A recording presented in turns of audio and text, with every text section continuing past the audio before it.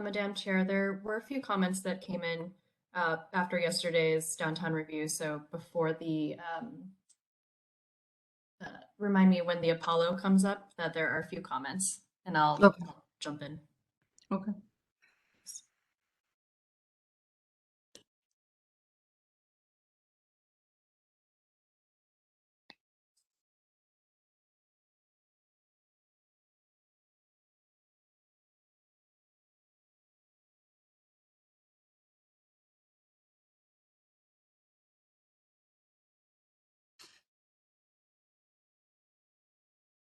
I think we have a quorum. Whenever you're ready to start, I see Diane, Denise, Charles, myself. That's great. I can go ahead and kick us off by reading the preamble. Okay. Good morning, everyone. Thanks for joining us this morning for Planning Commission meeting. I'll go ahead and read the preamble, which will provide some instructions on how to engage during this public meeting.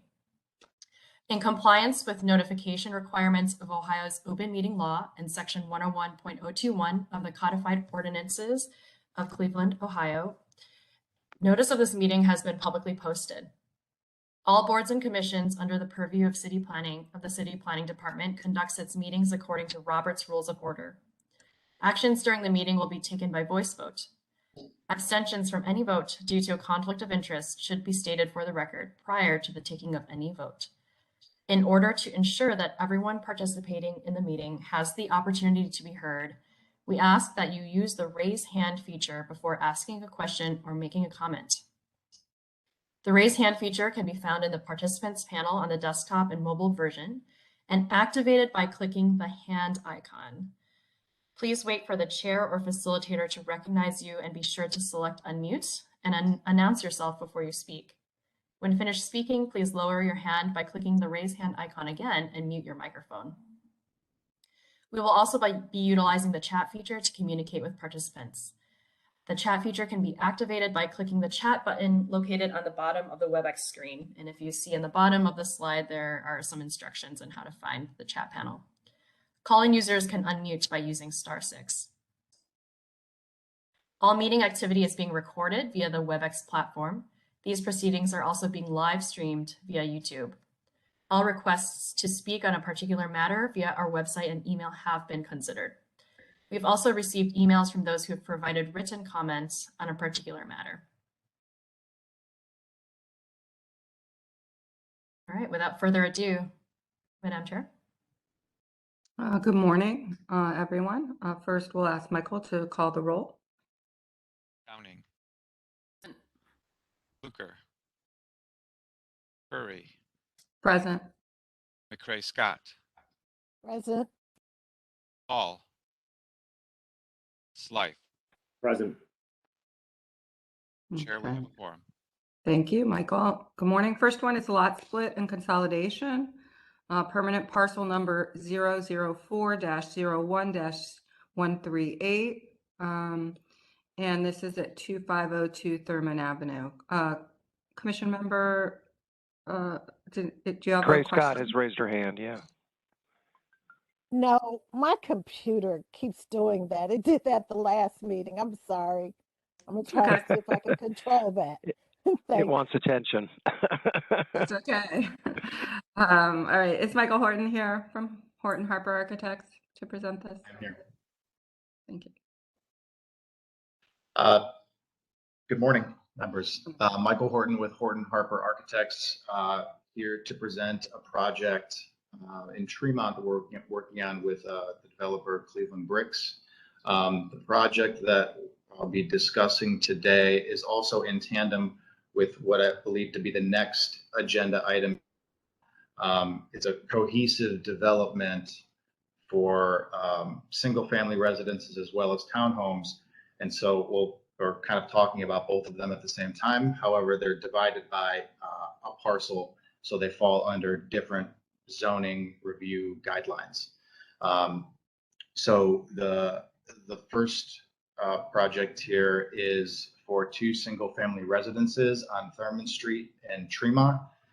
And we are requesting approval for a lot split. It's currently a single family parcel in a 2-family district. And this first image just shows you a little bit of the context.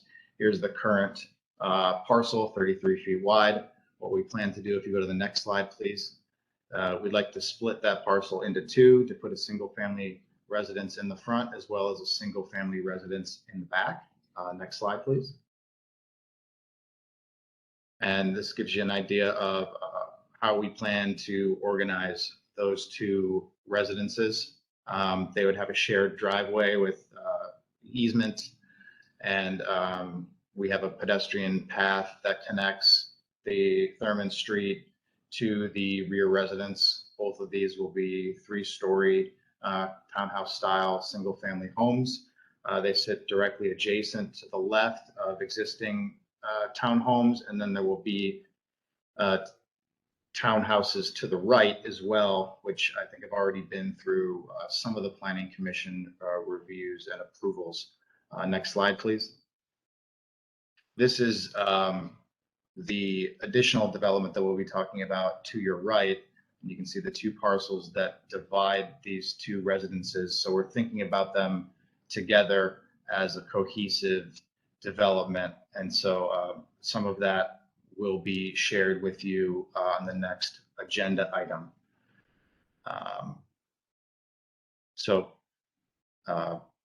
Open to any questions you might have for this lot split for the development to the left of the screen. A question just before we open it up.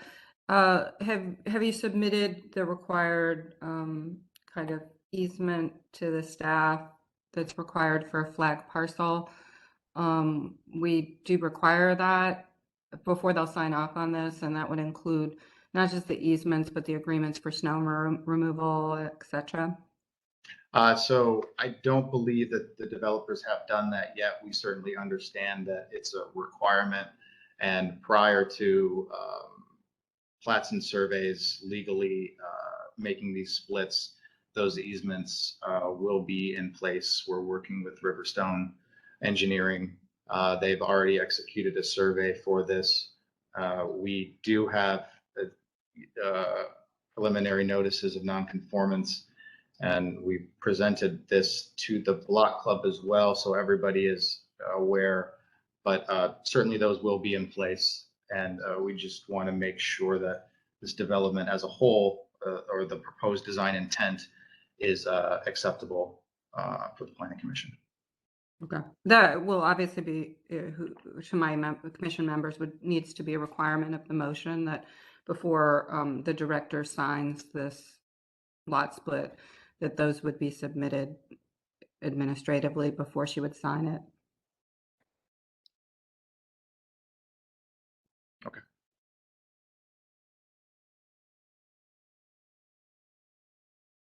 Okay. I move approval with the added items per the chair. Ms. Downing, could you be more specific in the motion for our records regarding the easement? I move approval with the addition of submitting the driveway plans for administrative review and approval. I will second that. Okay, we have a motion and a second. Michael, can you call the roll? Downing, Yes. Curry, Yes. Ray Scott, Yes. Yes. In the future, it'd be better to have some of those things in place. I know that you will do them, but for the most part, flag parcels, as everyone knows, can cause issues down the line, which is really the reason for this, which is one property owner, since they own their property, doesn't like the other one, and then the other one can't get in the driveway, or no one removes the snow. And so those legal easements and requirements for snow removal and access are very important, and one of the conditions that we would allow a flag parcel. So to protect the rear property owner who could, you know, down the line not get along with the front property owner. So that's really the reason for it. The chair will note that for future lot splits. Thank you. Understood. Okay, so if you go back, I'll read this one. Obviously it's the next door. If you need to go back to, this is the adjacent property or one over, which is permanent parcel number 004-17136-135-134. And this is 2492 and 2488 Thurman Avenue. So if you could present this as well. Sure. Wait, I have a question. Is this a design review case, if you go back up, or is this a lot split?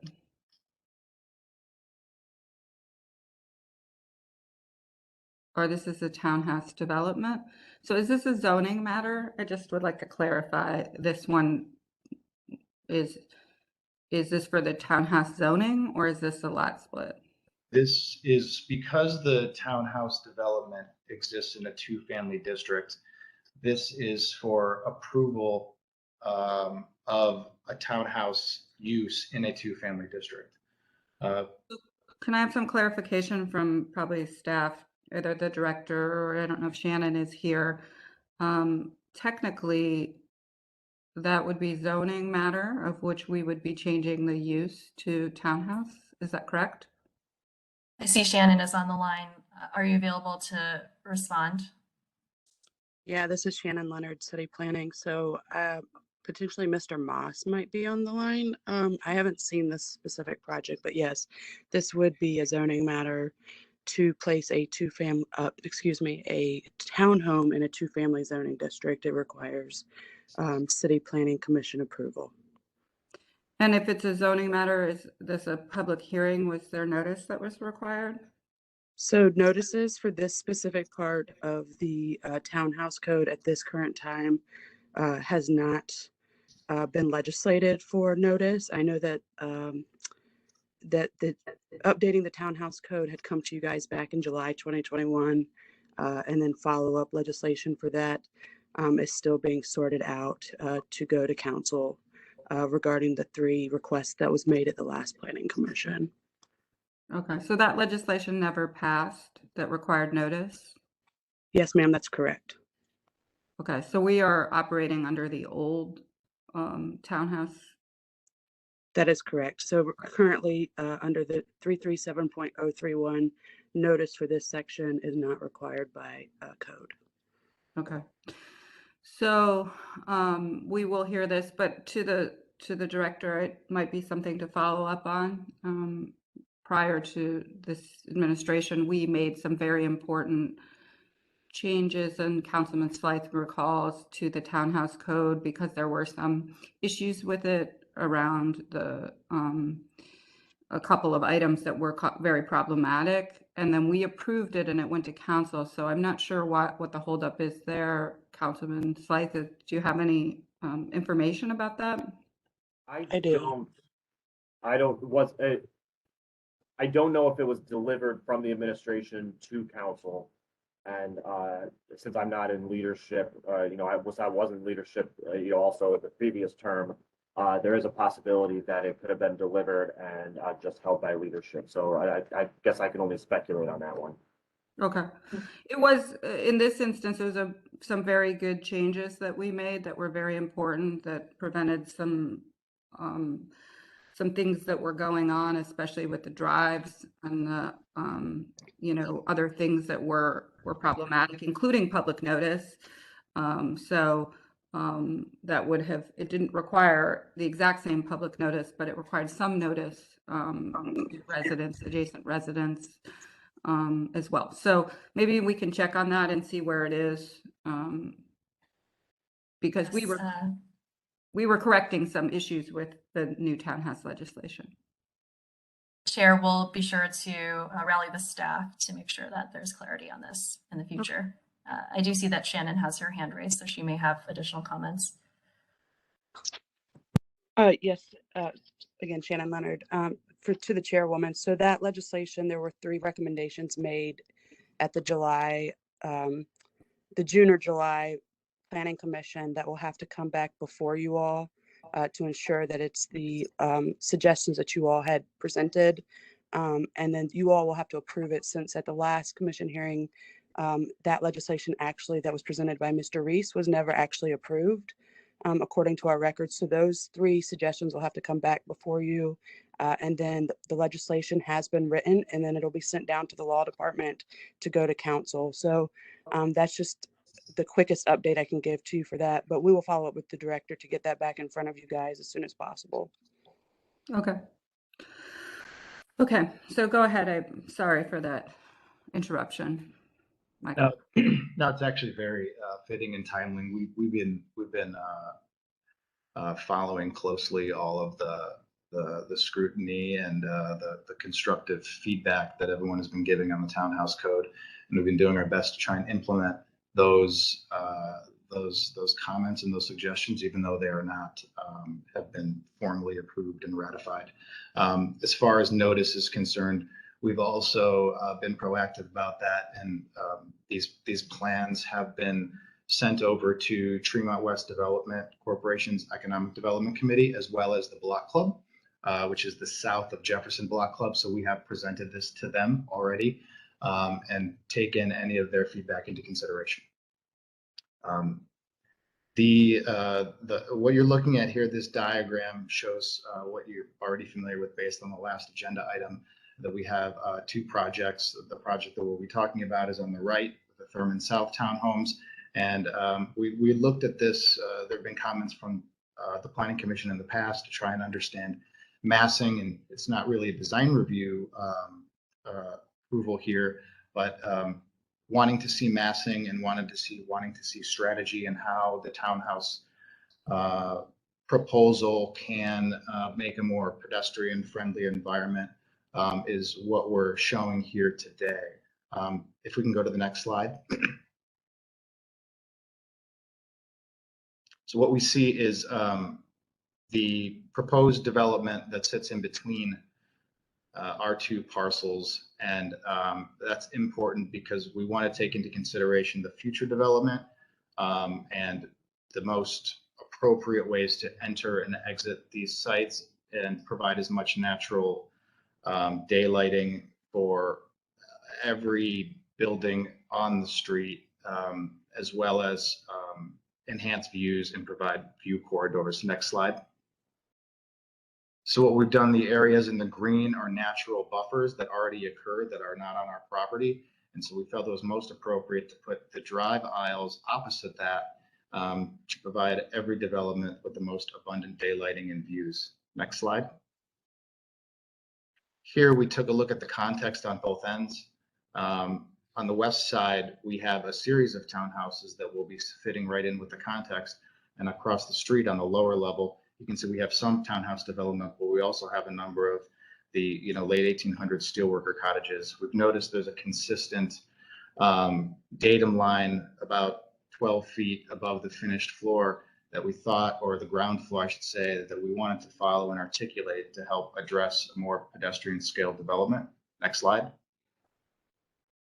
So we created a massing that has the 2 upper levels that differentiate themselves from the lower levels. So we're considering the first floor at all of these buildings as kind of the podium, for lack of a better term, that addresses the street.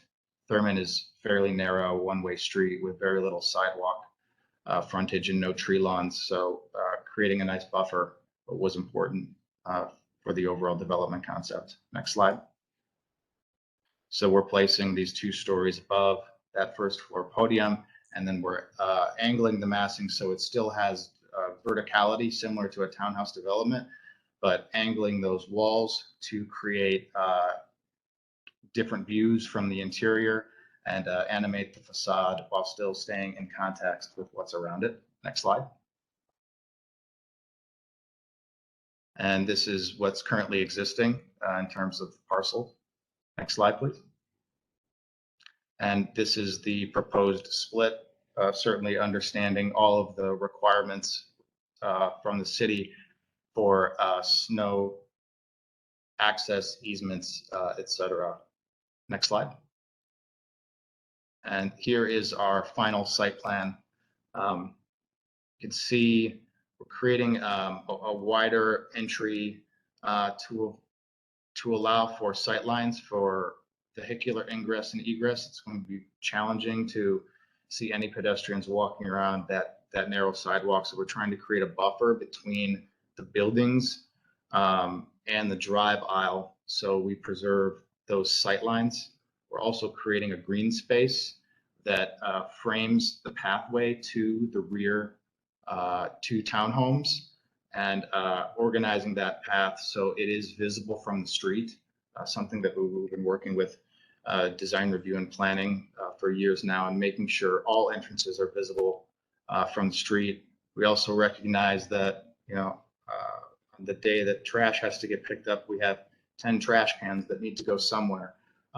We currently have those organized kind of off to the side there to the left of the driveway, as opposed to having them all up, right up against the corner, which will still make it easy to load and unload those cans. But we're considering, where to designate something like that, and then also allowing a small green space for everyone that lives on this in this development to take advantage of. And then in the back, you can see right in front of the 2-unit townhomes to the left, there's a snow plow zone. It's not actually labeled, but we have a snow plow zone on the left side of the property, and then we also have 2 snow plow zones to the top right corner. Next slide. And then this is just conceptual massing at this point. We have not presented anything in front of design review, of course, but we want to give you an idea of the sense of scale and how this massing can start to enhance the pedestrian experience along Thurman, but still provide a dense and well-organized townhouse development. Next slide.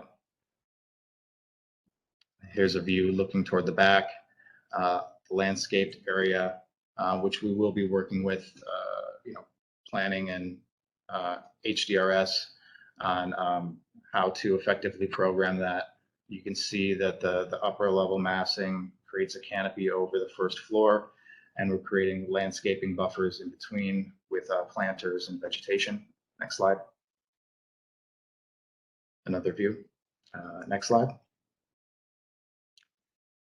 Another view toward the back. Next slide, please. Just another view. Next slide. And we've also included what was the previous agenda item, what those 2 single-family houses would look like, similar in their massing and architectural style, and their urban configuration and engagement with the street and the sidewalk. Next slide. I believe that's the last slide, but we're open to any questions or comments. Okay. Thank you. Welcome. Commission members, any questions or comments? I would say that you did address actually 2 of the 3 items that are in the change, right? That you've addressed the pedestrian walkway with a different, not using the drive as the pedestrian walkway and articulating that. And hopefully, I know there's more details to come, that there's a change of material for the pedestrian, especially as it crosses the vehicular access. And then the second thing, which was the one that really, for me, was important, was that the rear units have front doors or doors that face actually the street and not the rear of the buildings, which has happened a lot, or along the side. So I think you did both of the ones that I think we had changed in the zoning. I think the only thing left is to figure out where in the process, Director, that since all zoning matters are public hearings, how we address the fact that this one isn't a public hearing, so there isn't public notice.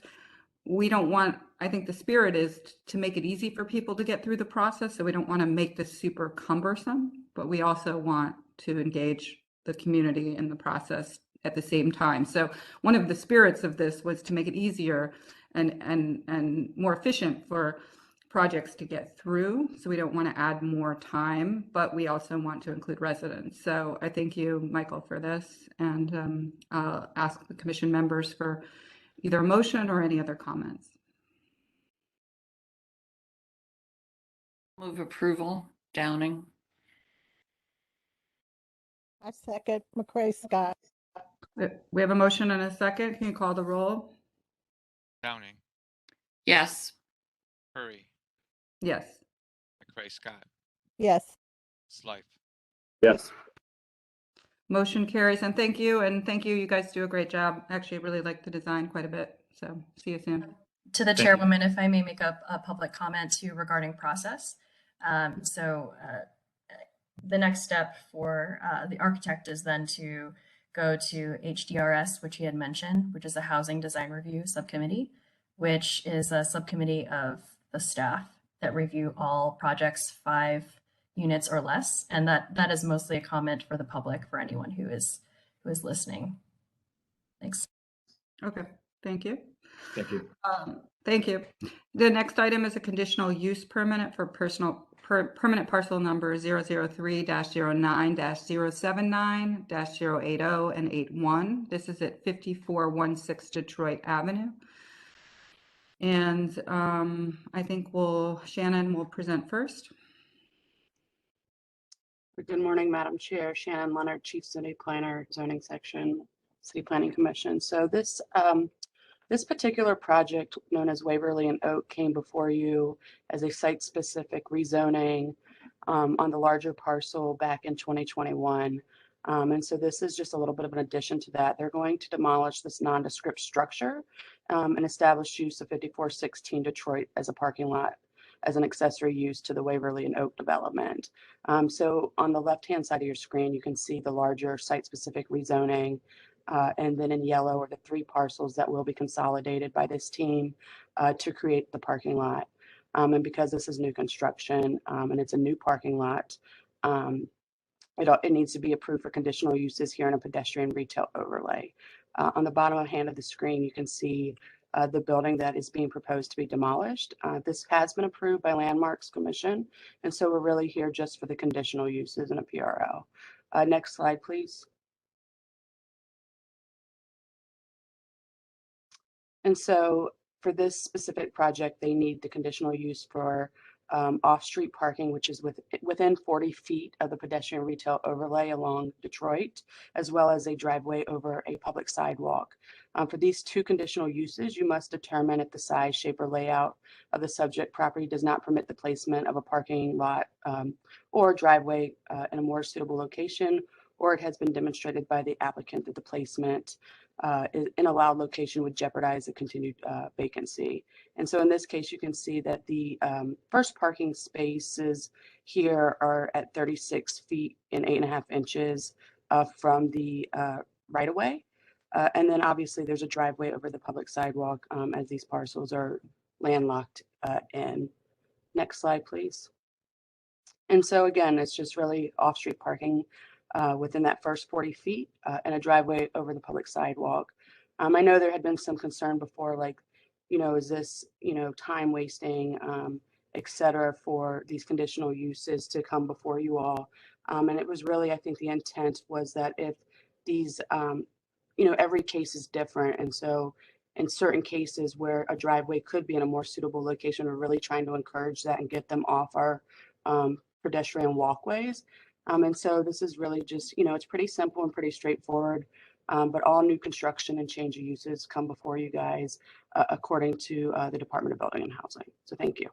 Oh, and also I believe Mr. Davenport, the neighborhood planner, is here, as well as Mr. Strizzi, who is the representative of this project, to answer any questions or present anything they need to you. Thank you. Thank you. Commission members, any questions or comments?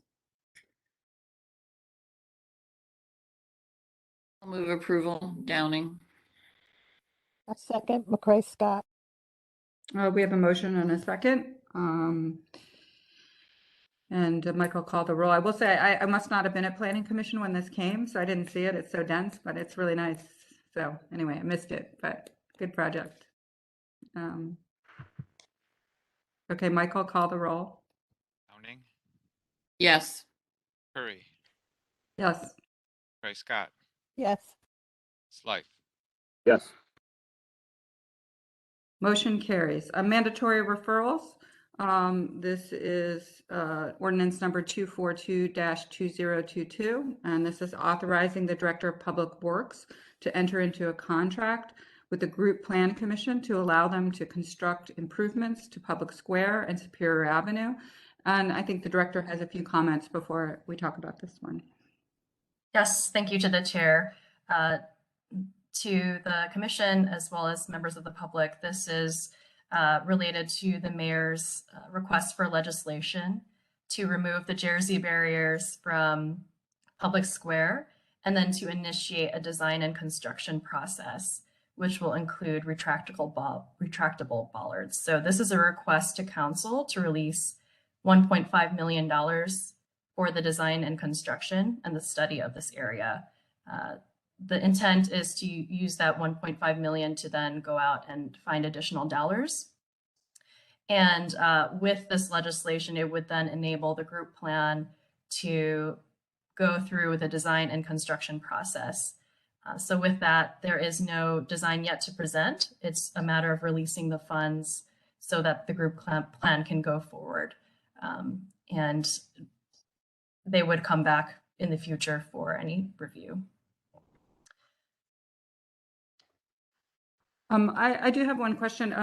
First of all, of course, everyone's happy and excited about this beginning. I think the question is, would we see this return, obviously? And I think the question is, since it's kind of a fresh look, which is exciting that this administration and the group plan will take, would it come back in a more conceptual form before final approval so we could see, is it possible, I'm asking, for it to come back when there might be a couple of alternatives to the commission, since I think there is some question about a kind of, are there alternatives to just a sea of bollards that might be out there? And so I think my question is it possible to see this in an interim phase and then a final phase as the design proceeds?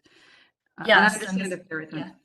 Thank you, Madam Chair, and I understand the concern. Because this is such an important public space, I would encourage the commission members, as you make the motion, to ensure that this design does come back in front of the commission and the public for future review.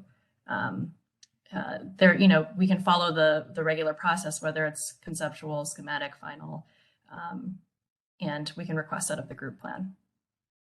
Michael, I see that you're showing some slides. Are you speaking on behalf of this, or is someone available to speak on behalf of concept?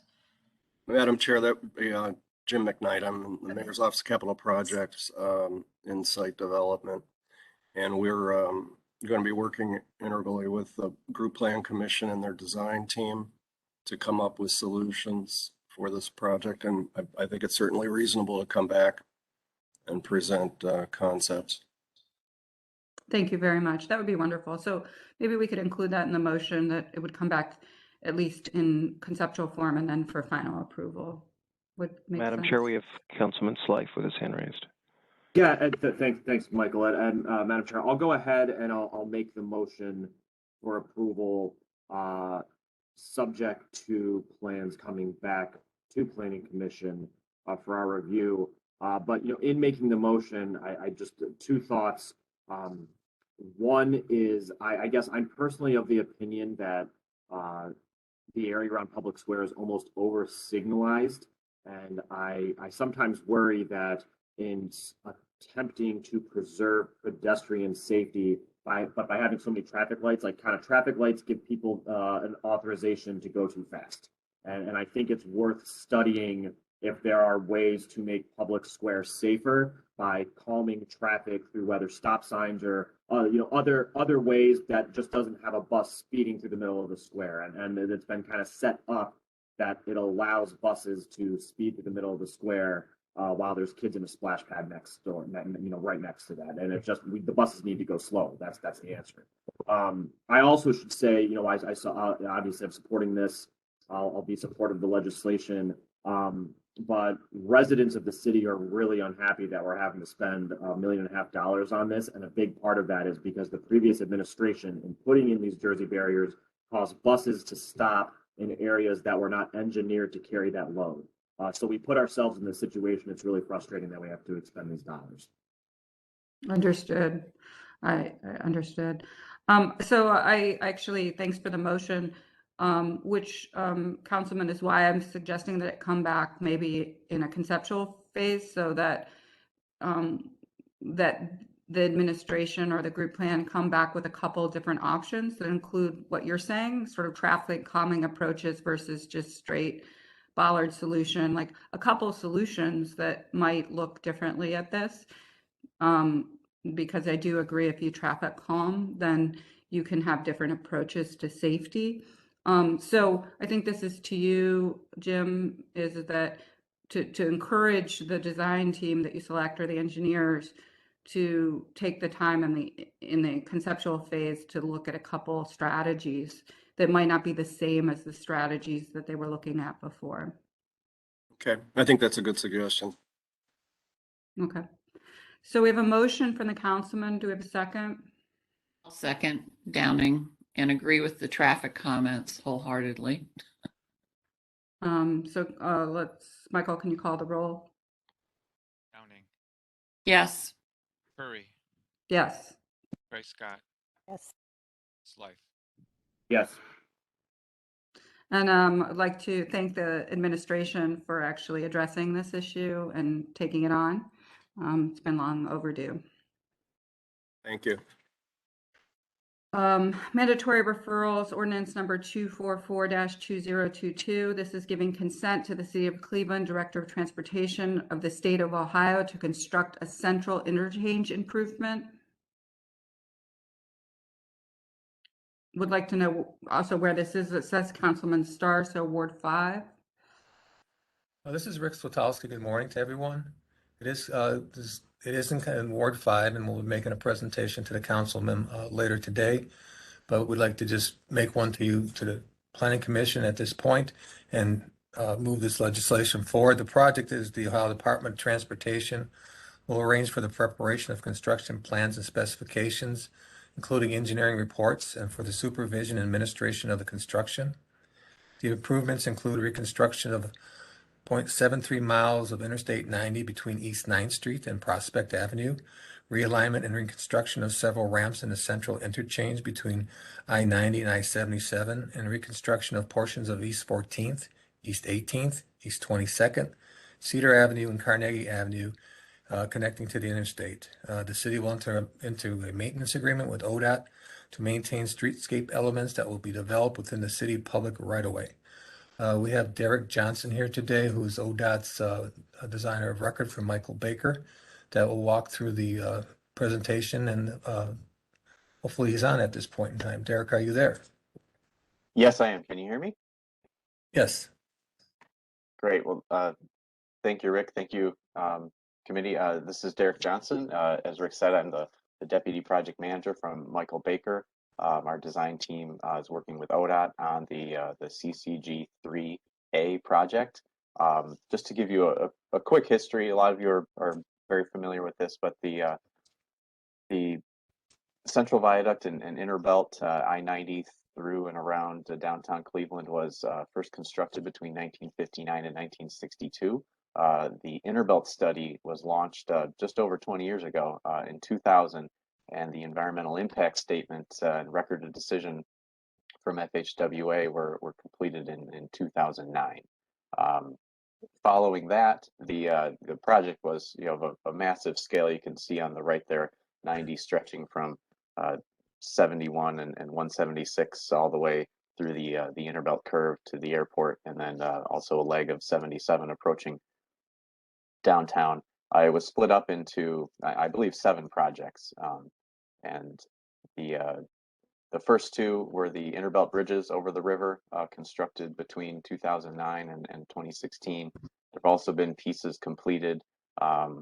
Ccg3 segments of 77 at the 490 interchange and to the south. Ccg7 has done some safety improvements on Interstate 71 and State Route 176, and we're currently in design of Ccg3, which is the central interchange of 77 and 90.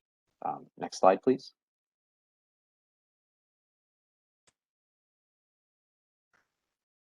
Here's a kind of a detailed view on the left of the limits of CCG3 as Rick described.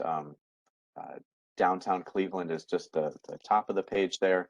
You see Carnegie Avenue going east-west and I-90 going east-west, paralleling it and then crossing on the right. The original CCG3 project also included I-77 to the south down to the limits of the CCG6 project that was recently completed, approaching the 490 interchange. Next slide, please. The Michael Baker design team was awarded this project in 2014 and design started, but ODOT put the project on hold because there was not any funding identified for construction. And in 2019, when funding was allocated through TRAC, it was only about half of the original amount estimated for the full 3 projects. So we worked with ODOT to identify what's the best use of the available TRAC funds, and we focused on the I-90 corridor, which goes left to right across the page there. This serves as a natural continuation of the work done on the Interbelt bridges west of 9th Street, and it also then serves up the possibility of continuing the Interbelt work further down 90 to the east through the trench to the curve, or continuing the 77 work to the south. So the roadways in blue are the permanent roadways we're building. There's some temporary connections that'll need to be made, but this is your CCG3A project limits. Next slide, please. Just a little context of the stakeholders and the areas that are adjacent to the project. Campus District, Downtown Cleveland Alliance, and the Central Business District and Midtown. Those were all strong players in the study and the design of 3A. Next, please. So briefly, the CCG3A schedule, we completed the alternatives evaluation report in 2020 and began detailed design. We're currently advancing towards stage 2, about 90% plan completion at the end of June. Some right-of-way acquisition is already underway. We identified some priority parcels, and the partial and temporary acquisitions are still being determined. And the construction sale is scheduled for October 2023. So ODOT's fiscal year, quarter 2 of the fiscal year 2024, with construction beginning in the following spring. And CCG3B, the continuation of the 77 work adjacent to this project. And then CCG4 and 5 are the I-90 projects to the east, through the trench along the east side of downtown to the Interbelt curve. Those are unfunded at this time, but anticipated to follow in the future. Next slide, please. When we engaged stakeholders, we were focused on certain areas that were seen as priorities to the stakeholder groups. The 14th Street corridor on the left was one gateway into the city through the project area. Right in the middle, 22nd Street. This was the highest priority corridor that crosses over 90 between, linking Campus District and downtown, and between CSU and Tri-C, and a lot of focus was put on the 22nd Street corridor. And we're also replacing the Carnegie Avenue Bridge. That's the last bridge to the right, crossing over 90. We held 5 meetings with approximately 30 stakeholders between September 2020 and May of last year. And that culminated with a presentation to the Planning Commission in last May, was showing the findings of some of the aesthetic design and the other stakeholder priorities that we've been able to incorporate into the project. ODOT has also been actively coordinating with the city leadership to designate which areas could be enhanced and maintained by the city, capital costs covered by ODOT through the construction of the project, but then future maintenance by the city.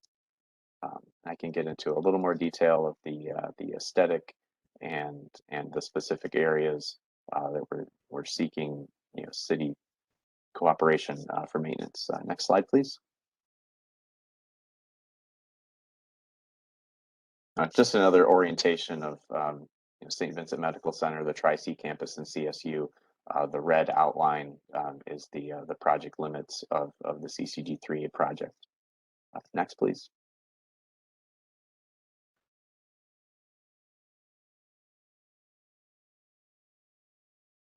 The 22nd Street corridor was the primary focus of the stakeholder groups in establishing that connectivity across the inner belt.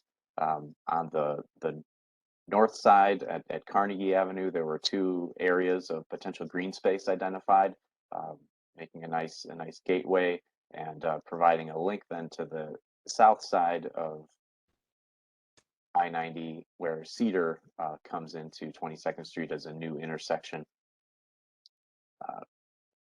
And there's a structure that'll be required to support the Cedar Avenue Midtown Connector intersection. So this gave some opportunity for providing some green space, some public possible programmed space, and we worked with the stakeholders in the city to decide the best use of those. Next, please. Here's zoomed in on the gateway parks on the north side, flanking 22nd Street as it approaches Carnegie. Currently, there's parking lots on the west side of 22nd, surface parking, and on the right side, there is a business that has been relocated, and that site is scheduled for demolition by ODOT. Next, please. This is a rendering that Jim McKnight's team from the city provided us. We had shared Crosby, Schlesinger, and Smallridge working with the Baker team. They have also been working on the previous Interbelt projects, and they came up with some concepts for what these parks could look like. The city had reviewed those and provided this in return. So we look forward to, we were excited by this, representing what level of finish and plantings and development would be supported by the city for maintenance. So we look forward to working with Jim's team to further refine this design. But this is again a city rendering of those park spaces, those gateway parks on the north side of the inner belt, approaching Carnegie Avenue. Next slide, please. This is a view of a CSS rendering from down on 90, looking up towards Carnegie and 22nd, the 22nd Street Bridge on the left. There are some large retaining walls that are needed as 90 shifts a bit to the north to make up some grade. But there was discussion of plantings or pollinator gardens in this area as it slopes up to the park space that'll be at the street grid level, where you see the larger trees planted along the horizon line. Next slide, please. With the 22nd Street Bridge being a focus and providing connectivity across the interstate, we were able to work with ODOT to provide some additional bridge deck width for sidewalk on the east side of the bridge. So the west side of the bridge is still a standard sidewalk width, but the east side was slightly widened, and that provides a nice connection between the parks on the north and the red dashed shape there is that structure that's required over eastbound 90 to support the Cedar Avenue connection at 22nd. Next slide, please. Here's a little more detail of what we plan to do on the 22nd Street Bridge. The roadway configuration is largely the same, but with dedicated bike lanes. Now I think there's just shared lanes across the bridge. So in the image on the left, you can see the section view at the top, and then bottom of the plan. There will be planters and seating spaces on the bridge. There's going to be a 15-foot wide sidewalk there, so almost double the standard width across a bridge. We've been working with Cuyahoga County as a possible partner for the maintenance of those elements across the 22nd Street Bridge, and they likely would not be permanent integrated into the structure, but rather movable units. But again, planters and benches are anticipated along the 22nd Street Bridge. Next slide, please. Could I ask you a quick question before you just Yes, go off? please. Yes, please. If you go back to the section or the plan, sorry, did you look at an option here on the bridge that had the green as a buffer, like as opposed to up against the fencing, so that the pedestrian access? Did you look at reversing those? Yes, we did talk about that, and the consensus of the stakeholder group was more to provide the buffer from the interstate view rather than the buffer on the street arterial side. You know, it was how do we make this feel like it's just a city street connection and you're not actually crossing over this 8-lane interstate. So with the way the 22nd Street Bridge, we focused on the east side, and then how that connects with the bridge deck required to support the Cedar Avenue, pardon me, approach. Led to that opening up, and so the idea was to shield the view of the interstate rather than additional buffer from 22nd. But with the fact that we were able to get a little more bridge deck width to have the bike lane there does provide a little buffer from cars and buses to the sidewalk. And we will have the street lighting on the curb side. So you'll have curb, the street lighting, then walkway, and then the planters and benches. But excellent question. No, I like it. And I mean, I think obviously it's an improvement. So my next question is going to be, unfortunately, I think the answer is probably no, but are any other sidewalk improvements or widening being made along any other stretches other than this new bridge reconstruction? The focus was on 22nd Street with providing additional bridge deck width, and it did take some work with ODOT to secure some extra width here. To the south on 22nd Street, we're tying in with the streetscape work that was done in I believe 2015 that work was completed. So we are trying to integrate with those same aesthetic features and widths that were provided existing. So no additional width, but definitely following through with the theme that was there.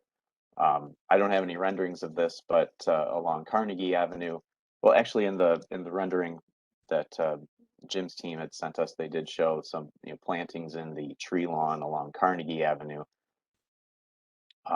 But no, we are not. The project is not providing any additional sidewalk widths. There wasn't any additional right-of-way secured for that along Carnegie, Cedar, or East 22nd Street. Okay. Actually, if you could jump back, I don't want to get too far off, but if you could jump back maybe 3 slides, please. Maybe one more. So this shows that we need to work on what plantings are compatible with the width of the tree lawn and also the overhead utilities that are present that we aren't able to relocate. But we do plan on some plantings along Carnegie. And this is just one stretch. The Ccg3b project will continue this Carnegie work from 21st all the way to 9th Street. So that gives us an opportunity to, again, with a willing partner and a vision that we can get consensus on, we can continue something similar to what we're doing on 22nd and Carnegie all the way over to 9th Street, which provides a nice cohesive corridor. If you could go one more slide back, please. And one more, I'm sorry. On the right side of the screen is the Cedar Avenue connection that curves north to Carnegie Avenue, and that is the Midtown Connector, which if people have questions about that, I could discuss that a bit more, but that's an extension of the exit ramp from eastbound 90, providing or maintaining existing access to Midtown. And there is opportunity along Cedar Avenue for some some streetscape and maybe some plantings in that curve that's opened up inside the city right away where we make the connection with Old Cedar. And we're also, ODOT will be, we have areas along the retaining walls that front Carnegie Avenue for some aesthetic improvements and some plantings. And we also came up with concepts for wall treatments as well, and parapets and bridge railings.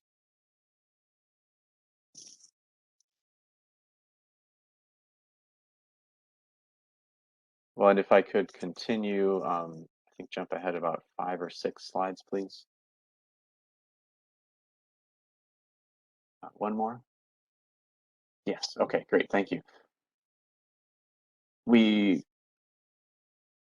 As we worked through lots of different concepts of what the different aesthetic treatment could be, we came back to the guardians and some of the patterns in the sculpture on the Lorraine Carnegie Bridge. We had different themes of water and nature and bridges, and everyone kind of gravitated towards this. And you can go to the next slide, please. You can see how we took some of those shapes and, again, trying to be thinking about water, the lakes, the rivers, and also nature, and then take this Art Deco pattern from the Guardians of Transportation. This is a look at the wall on the north side of I-90 as it comes to the 22nd Street Bridge, and just how we'll work that pattern around. So these concepts are still advancing in our design, but just wanted to show you what we worked through the stakeholders with. Next slide, please.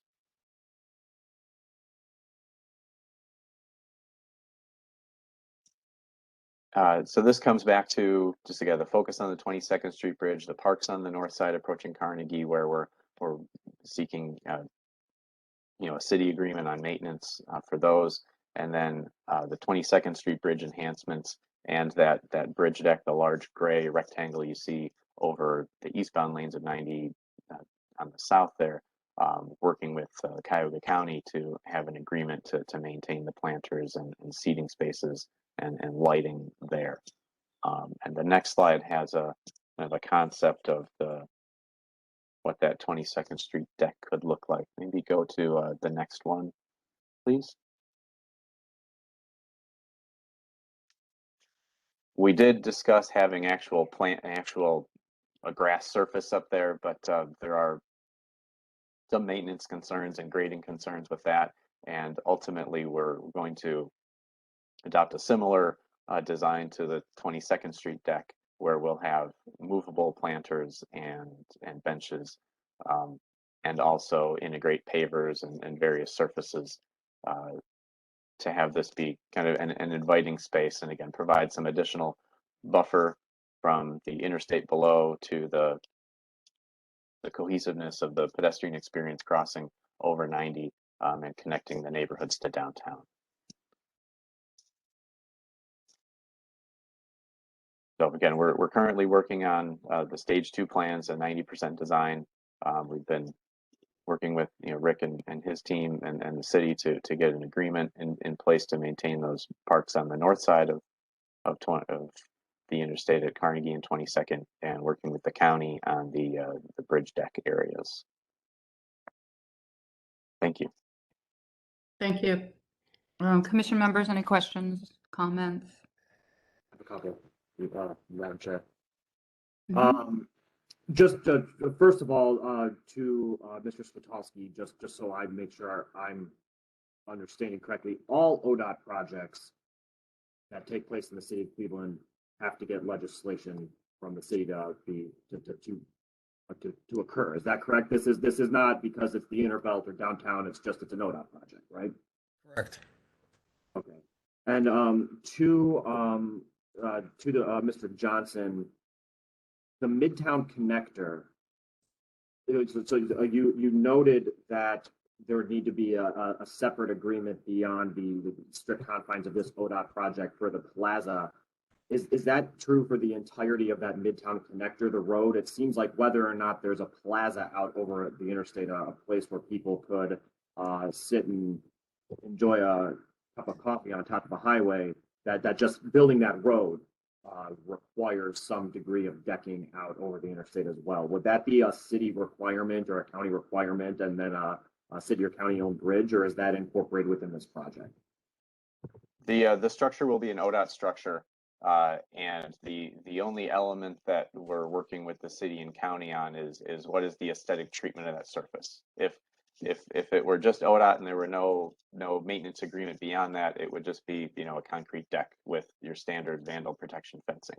So we're seeking to enhance that, and that's why, you know, we're working with the city and county to be able to enhance those spaces.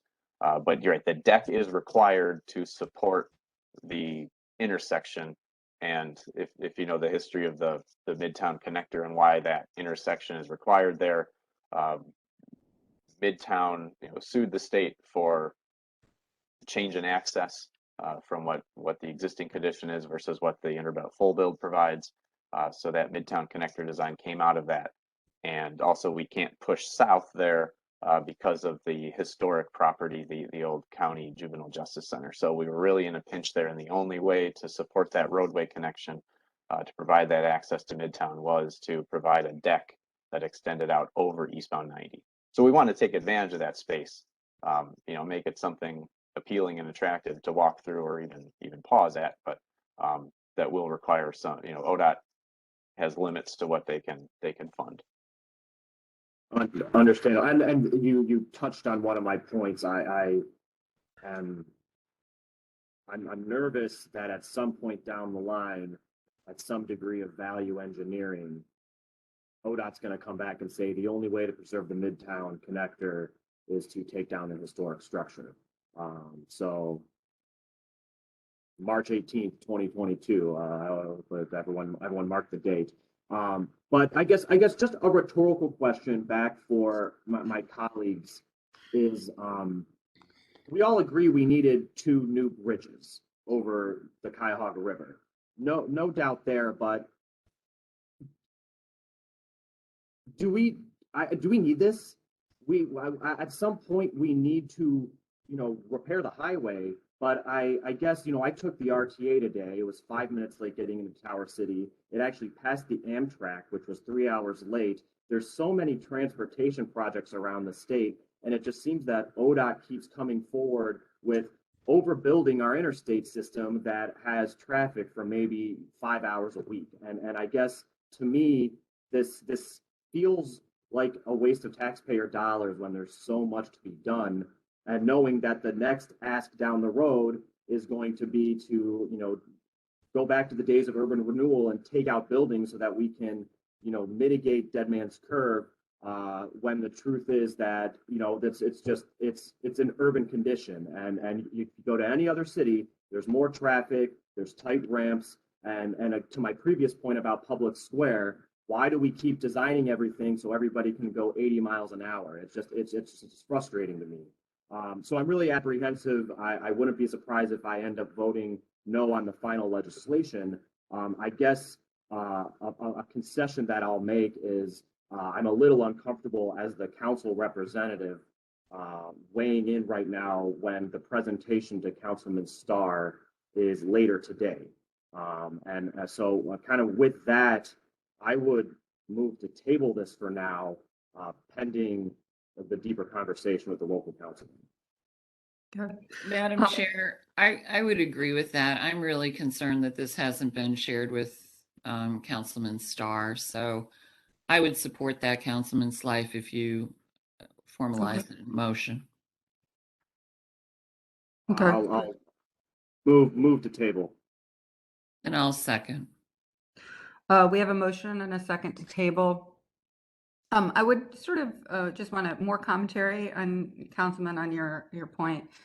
I think kind of going forward, I would feel differently about this project if the criteria or the spirit of it equally weighed the, you know, ODOT when they're in areas like this, thinking not just about cars, but also about the point you made about reconnecting our city and using dollars equally for pedestrian access and all other modes, as well as just for highway or cars. So I think it's also as things come in the future for me, if the leaders, the designers, and those who are setting the charge of the projects do it from an opportunity to repair wrongs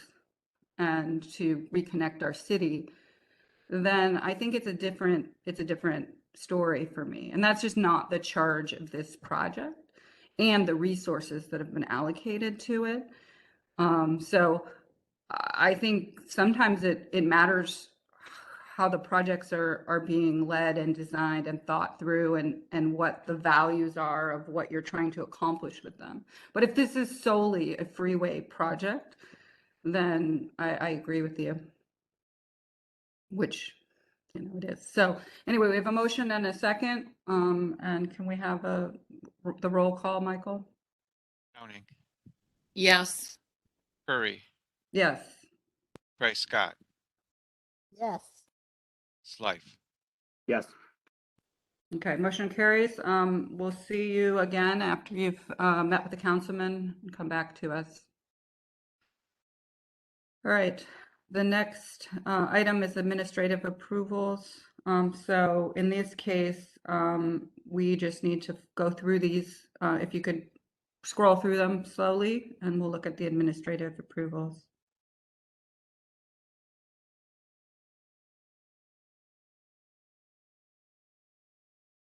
Were there just two of them? Only two. Yep, Only only two. two. All right, we'll need a motion and a second. I move approval. Downing. I second McCray Scott. Okay, we have a motion and a second. Call the roll. Downing, Yes. Curry, Yes. Price Scott, Yes. Slife. Yes. Motion carries. Design review cases. I'll need to swear in the applicants for these. The first one is the East Design Review. It's a proposed demolition of a multi-story building seeking final approval. This is at 2685 East 79th Street. Brian Smith, if you're here, if I can swear you in. I am. Okay. Do you swear to tell the truth, the whole truth, and nothing but the truth, as you shall answer to the penalty of perjury? Yes, I do. Okay, take it away. Okay, you have the presentation there. If not, I don't know if I can share my screen. There it is. Very good. Okay, this is 2685 East 79th Street. This building has a rich and storied history with the city of Cleveland. It was actually years ago, it was the Van Dorn Iron Works Company. And the Van Dorn Iron Works Company made all kinds of steel things. They were the world's largest producer of jail cells, unfortunately, at the time, all the way from Ossining, New York, up in Sing Sing to Alcatraz out in San Francisco. They also produced such great structures around Cleveland, such as the Kirtland water intakes that you see off the 9th Street Pier when you look out there and you see the big drum, the steel circular thing in the water out there. There were 4 of those that were produced.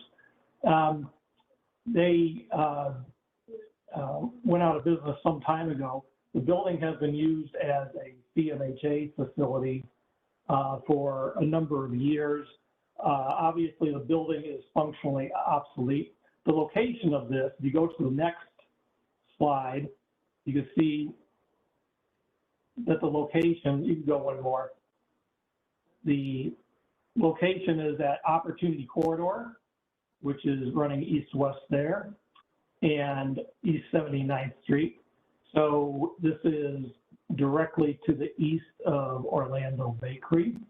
It is basically on the Grand Avenue site. The frontage previously to Opportunity Corridor was on Grand Avenue. The adjoining areas of this, it's north of Rawlings Avenue. And there's 2 rail lines that go there. There's the Norfolk Southern Cleveland main line to the east, and of course the nickel plate, which is north. The entire site nets down to about 7.3 acres after working with ODOT and providing them the necessary access. It came out to about 7.3 acres. The building to be demolished is the CMHA facilities building. It consists of about 60,000 square feet. There have been some other demolitions on the site in working with ODOT. Interestingly, after Opportunity Corridor opened, ODOT has still been working on the site because they needed to run a sewer interceptor to get the underpass drained out of the underneath the roadway. The site has about 165,000 square feet of concrete paving and asphalt paving, about 50,000 square feet of asphalt paving. The demolition that's being proposed is a complete demolition that would include the slabs and the foundation. If you scroll on down, and we cover some of these next slides. I mean, this is the location. You see the building there on East 79th Street. In addition to taking down the building, there's a series of ancillary items, fence posts, signposts, things like that on the site. This is a major intersection for Opportunity Corridor. Anxious to get it cleaned up. I have had initial conversations with Councilman Starr, obviously Burton Bell Carr. We've communicated with them. Nick Orlando Bakeries, right across the street. They are obviously very much in support of it. Another interesting thing about the site, you just go down and we just keep scrolling on through some of those pictures. I've got some existing conditions of the building. Obviously, as function, just keep going. Unless there's questions on these. This is obviously the interior. I addressed that adjacent to the 2 railways. The other item of note is that this is right in the transit-oriented development area, with the red line being to the north and the green line being to the south. Hey, Brian, I'm sorry to interrupt you. I think you can go ahead and just focus now on quickly the that you'll be removing all the materials, and what you'll be doing to the site is just seeding and grading it, or that sort of thing. Yeah, down or grading it. If you go a couple more slides, all those, yeah, potential future use is what I just want to. Its property is owned by Opal Industrial Group. There's the only immediate plan has been resolving everything with ODOT. ODOT still has a temporary easement on the site for landscaping. It is spring of 2022, and we've been looking forward to this for a long time. We're very anxious to work with Belton Belcar, Councilman Starr, Cleveland Planning Commission, the neighbors. Orlando Bakery is the real neighbor, other than the rail uses that are around there. But potential development, as I mentioned, the transit-oriented development is very significant. The area has been studied extensively in the City of Cleveland Planning Commission East 79th Street Corridor Study, and it's really been identified as a light industrial or food-centric district. So to have some type of commercial retail that's consistent with those uses as envisioned by the city and Burton Belcar would be the plan. But the immediate use and our request today is for demolition of this building. Thank you. And will you be removing all the basements, anything, and will you be, and driveways, everything, and just will you be seeding it? Yes, that is correct. The site has been largely abated. There have been several USP storage tanks removed. There may be one more once we get into the demolition of the building as a smaller tank, but taking all that down and cleaning it up is the immediate plan. Okay. And specifically, will you be also, you said something about landscaping. Will this site have some, what will you be doing to the site? Yes, The landscaping, all the areas along Opportunity Corridor are being landscaped by ODOT. We will be, if we do not have a plan, we don't go right into development after the demolition. We'll be seeding the site. Okay. Okay, thank you. Commission members? I move approval. We have a motion. We'll, I'll second. and a second. Thank you. Eddie, any other comment? This is Director Huang. I just wanted to add, we are in support of the full demolition, including complete removal. This is a really strategic piece of land along the Opportunity Corridor, which is considered the core job zone. And there will be form-based code that has already been developed that will be brought before the commission eventually around how to design the area in a way that is welcoming, transit-oriented, and all of the above. So Brian, we are looking forward to working with you on that and developing that land use.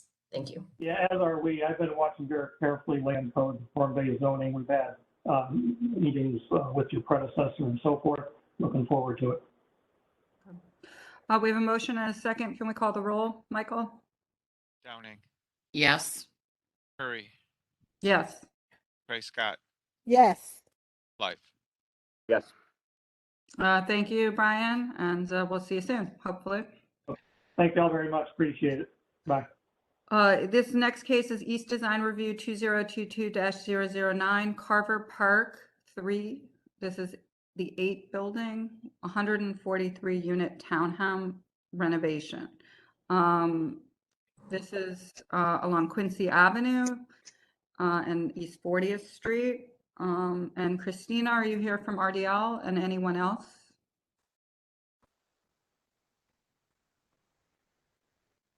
Christina? Yes, can you hear me now? Yes. Are you anyone else from your team, or is just you? I need to swear you in. We also have Mark Dodds. Okay, and Mark, so both of you, do you swear to tell the truth, the whole truth, and nothing but the truth as you shall answer to the penalty of perjury? Yes. Okay. We still have quite a bit on the agenda, so I'm going to ask you to try to move pretty quickly. And we're primarily focusing on kind of the exterior. Yes, so just a quick overview. We are an 8 building renovation. We are in the phase 3 of the Carver Park Estates. Next slide.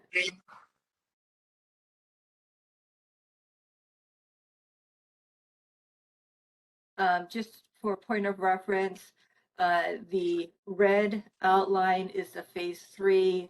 The yellow outline comprises of the phase 1 and 2. We're bordered by Central, East 55th. Next slide. Just a few reference photos. Next slide. Just an enlargement of our 8 buildings. We have 6 grouped together. They face each other. And I know this is going to probably be a point of conversation, but there is a promenade between them. And we will be talking about some stuff we're going to be doing in that area. And then we have 2 buildings off by themselves up at the north part of the development. Next slide. Here are some just photos of what the existing buildings are. They are from the 40s. They all kind of have this very similar look with the brick. At some point, some sort of stucco material has been added to them. Next slide. Just some more kind of reference photos. Next slide, please. Just 1 second. One thing that's important to understand about these buildings is that they're stacked townhomes.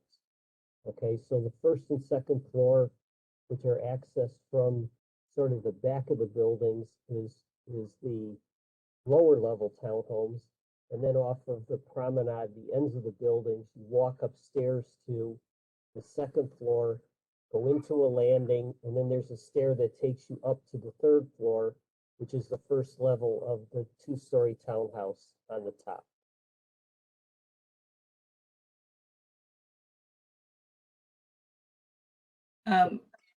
Yeah, actually the interiors are very challenging on these buildings, just the way that they were constructed. But we'll try to focus on more of kind of the exterior for a time. Below are photos from the phase 1 and phase 2 of Carver Park.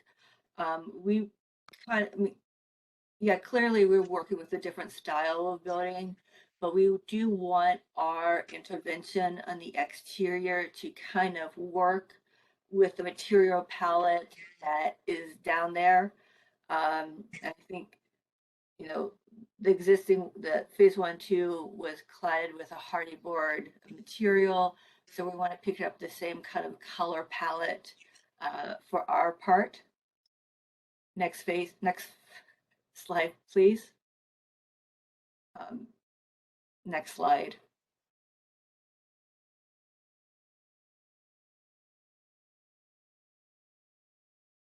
So here, I just want to talk through some of the site improvements that we're looking at doing, you know, kind of restoring and trimming back around the monument sign. Since we have presented this to the East Design Review, we're also talking about staining that concrete just to give a little pop of color. We're repairing the fence that goes around the property. There are also interior fences that we will just be removing. We are repairing the playground equipment and replacing the safety surface below it. We're trimming back the trees away from the buildings. Part of that is to improve sight lines, improve, we're actually going to extend the camera system from phase 1 and 2, so that will actually allow the cameras to kind of catch more of what they need to catch and not have tree branches in the way. We are repairing or replacing the existing sidewalks as needed to provide a accessible route.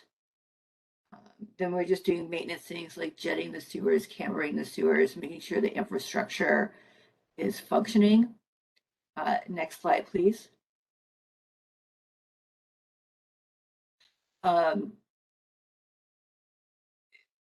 of the things that when we presented to the East Design Review is that we've done residents meetings, getting feedback of what the residents, how they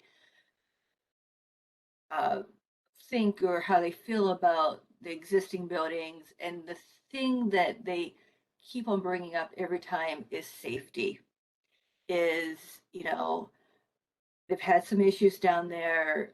So part of our intervention is improving the safety, things that we can do with the existing buildings, with the existing site work.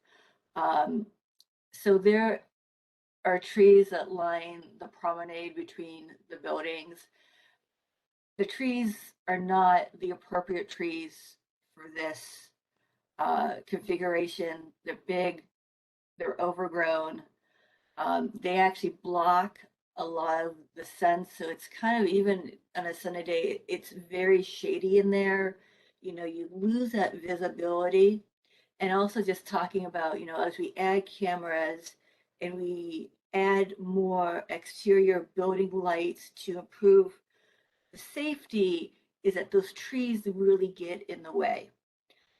So what we had initially proposed is to completely remove the trees. We got some push. And again, I like trees. It's just balancing the safety aspect of all the different requirements. So we initially proposed removing the trees. That sparked some really good additional conversation with the Midtown city manager, and she's connecting us with And I'm probably going to be totally the, It's Western Reserve Land Conservancy. yes. We have a meeting with them next week. Yes, talking about ways that we could potentially maybe do more pruning of the trees instead of doing a complete removal of the trees. And just because I know there's been some feedback about just in the central neighborhood that they're losing their tree canopy. So we are very open to working with the various groups to preserve, or where needed, if we have to cut a tree down, to place trees there that will enhance what they have. And we just think we're going to have to look at a different species. These are very dense trees. We need lacy trees that that are more transparent. But we'll be back to present this. If you could move through a little quickly, we're going to have a quorum issue in an hour, so Okay, I need that's- you guys to move through a lot quickly Okay. then, please. Next slide. I mean, this is the last 4 buildings, you know, we're just touching on the kind of the same thoughts, preparing monument signs, playground equipment. Next slide, please. And this is actually what we're proposing for the promenade, new stair and entry canopies. Again, looking at painting the ephes, giving them a pop of color, working within the existing color context. This is a shot of the promenade, you know, again, without the trees. And we're also looking at things, you know, new windows, repairing the brick. Next slide. This is just a view from the buildings up at East 55th. Next slide. We're looking at our color palette, kind of material palette as well. Looking at the new light fixtures that we're proposing. Next slide. We're going to theme the buildings a different color. So this is just our color scheme for the site plan. Next slide. And this is just looking at the exterior elevations where we're going to be adding color. These renderings or these elevations are outdated based on some of the feedback we've received. So our next presentation, you will be seeing more color, and we're actually also introducing a secondary color just to kind of break it up a little bit. Next slide. Same thing in green. Next slide, in red. And the remainder of our slides is just the requirements for showing elevations, and We don't need to see that. you don't need to see that. So basically, we have come to the end of the bulk of the presentation. Okay. And so I'm going to ask commission members, for whatever we do today, we should hold off on the issue of the trees until that is resolved. But commission members? I'm sure Councilman, you have your motion should include something about the trees. I will move approval, incorporating the comments from design review, and also with an understanding that we're going to circle back on it. Madam Chair, we did have Nicole Calhoun with her hand raised. First, we have a motion. Can I have a second? I'll second Downing. Okay, Nicole. Thank you, Madam Chair. One of the main things that we were talking about with the East Design Review Committee is the prison-like aesthetics, and taking down the trees instead of maintaining the trees was another issue. Also, the lighting choices. So I'd like to just reiterate for the sake of you all, because you weren't at the meeting, that these were major concerns, that the lighting that is proposed was prison-like, is the quote that was used, and that the promenade should be lit as a promenade. So they were saying that it's not enough lighting, and they were asking that even the trees, under the trees, there should be or could be lighting that could light under the trees as a real promenade. Thank you, Madam Chair. Okay. So my question is to this schematic approval. We are approving this with the design review comments, Nicole. So they will have to address those issues when they come back. But thank you for pointing them out. So the councilman's motion was that when they come back for final approval, that they have addressed all the local concerns and they have resolved the issues of removing the trees or keeping the trees. So just make that clear to the applicants that those are major concerns and they need to be addressed before you come back. So with that, we are addressing them. We're on approval. We are addressing them. So yeah. Well, we'll see you again, and I think local will see you again then as well. So call the roll, Michael. Downing, Yes. Curry, Yes. Prescott, Yes. Life. Yes. Okay. Thank you all. We'll see you soon. Thank you and good luck.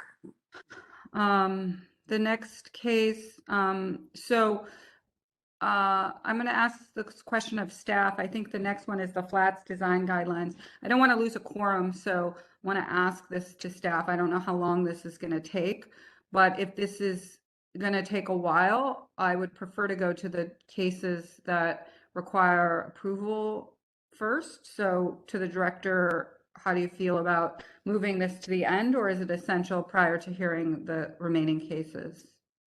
Spoken with the applicant and they can do this presentation in 10 minutes.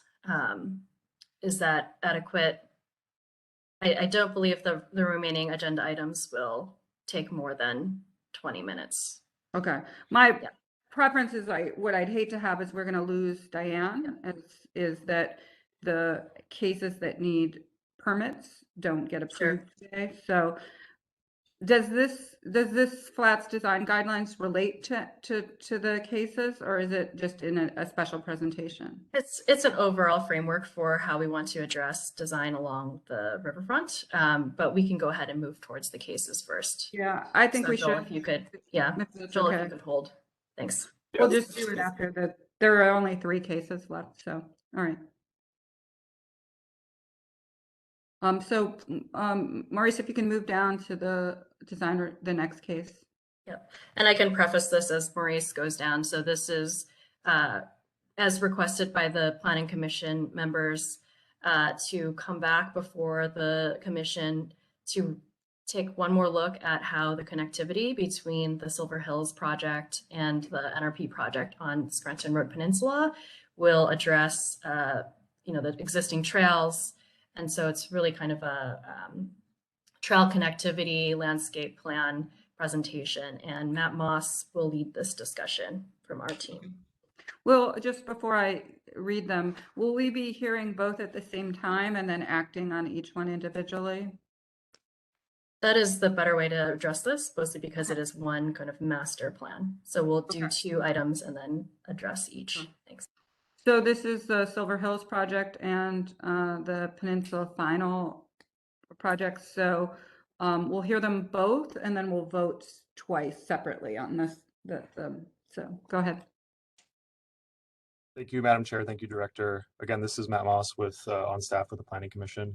So like the Director said, I'll give an overview of the plan and the network improvements and connectivity changes that were made at the request of the Commission.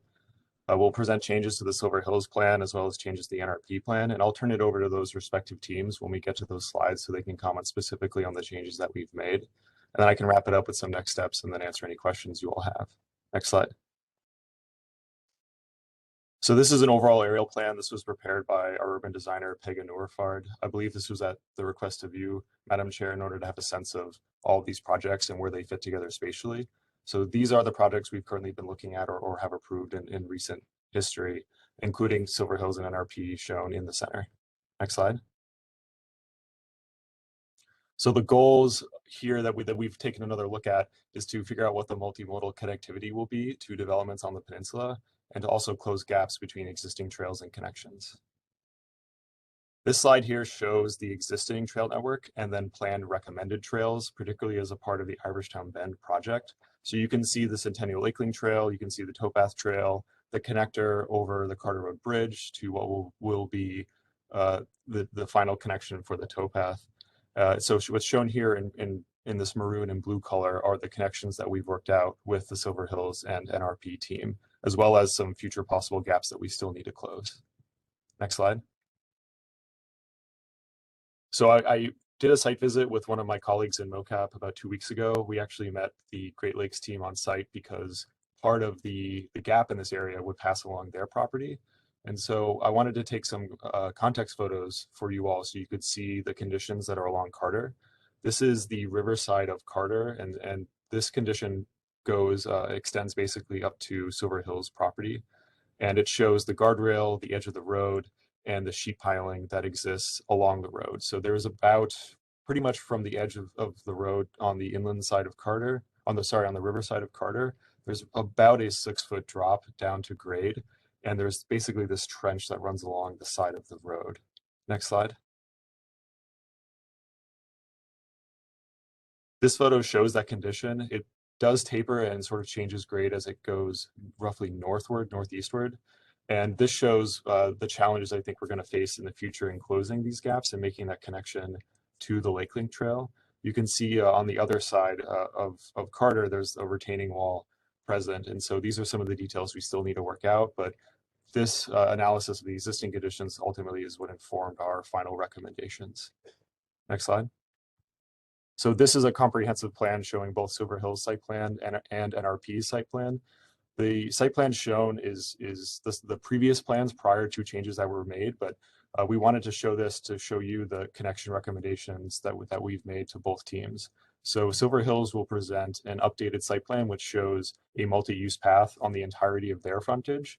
But we did recommend a crossing roughly where a crossing had already been proposed to connect the two projects, and have the connection also made as a 12-foot wide path on the NRP side south of that crossing, because we still need the flexibility in order to make the comfortable and appropriate and feasible connection to the Lakeling Trail.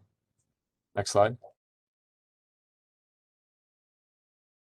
So I'm going to hand it off to Brian Uhlenbrock from NEF. He is the civil engineer for Silver Hills, and he can walk through the details of the changes that they've made.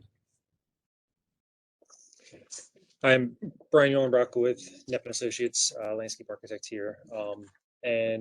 So Matt set this up pretty well, kind of explaining how we got to where we are today. This is the site plan that everyone has seen prior to that we got some partial approval on, and we needed to come back and revisit the streetscape and the sidewalk along the frontage, and that's the area in dashed in red that we'll be talking about today.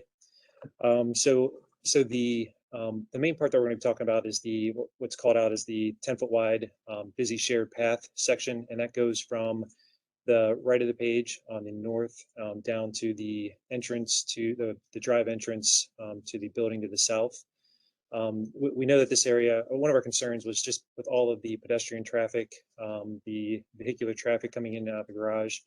We wanted to make sure if this is a shared use path with bicycles that we're addressing it properly and making sure that the vehicular, pedestrian, bicycle interactions were safe as they were passing through this zone. So some of the things that you're going to see with the next slides are we added some curves.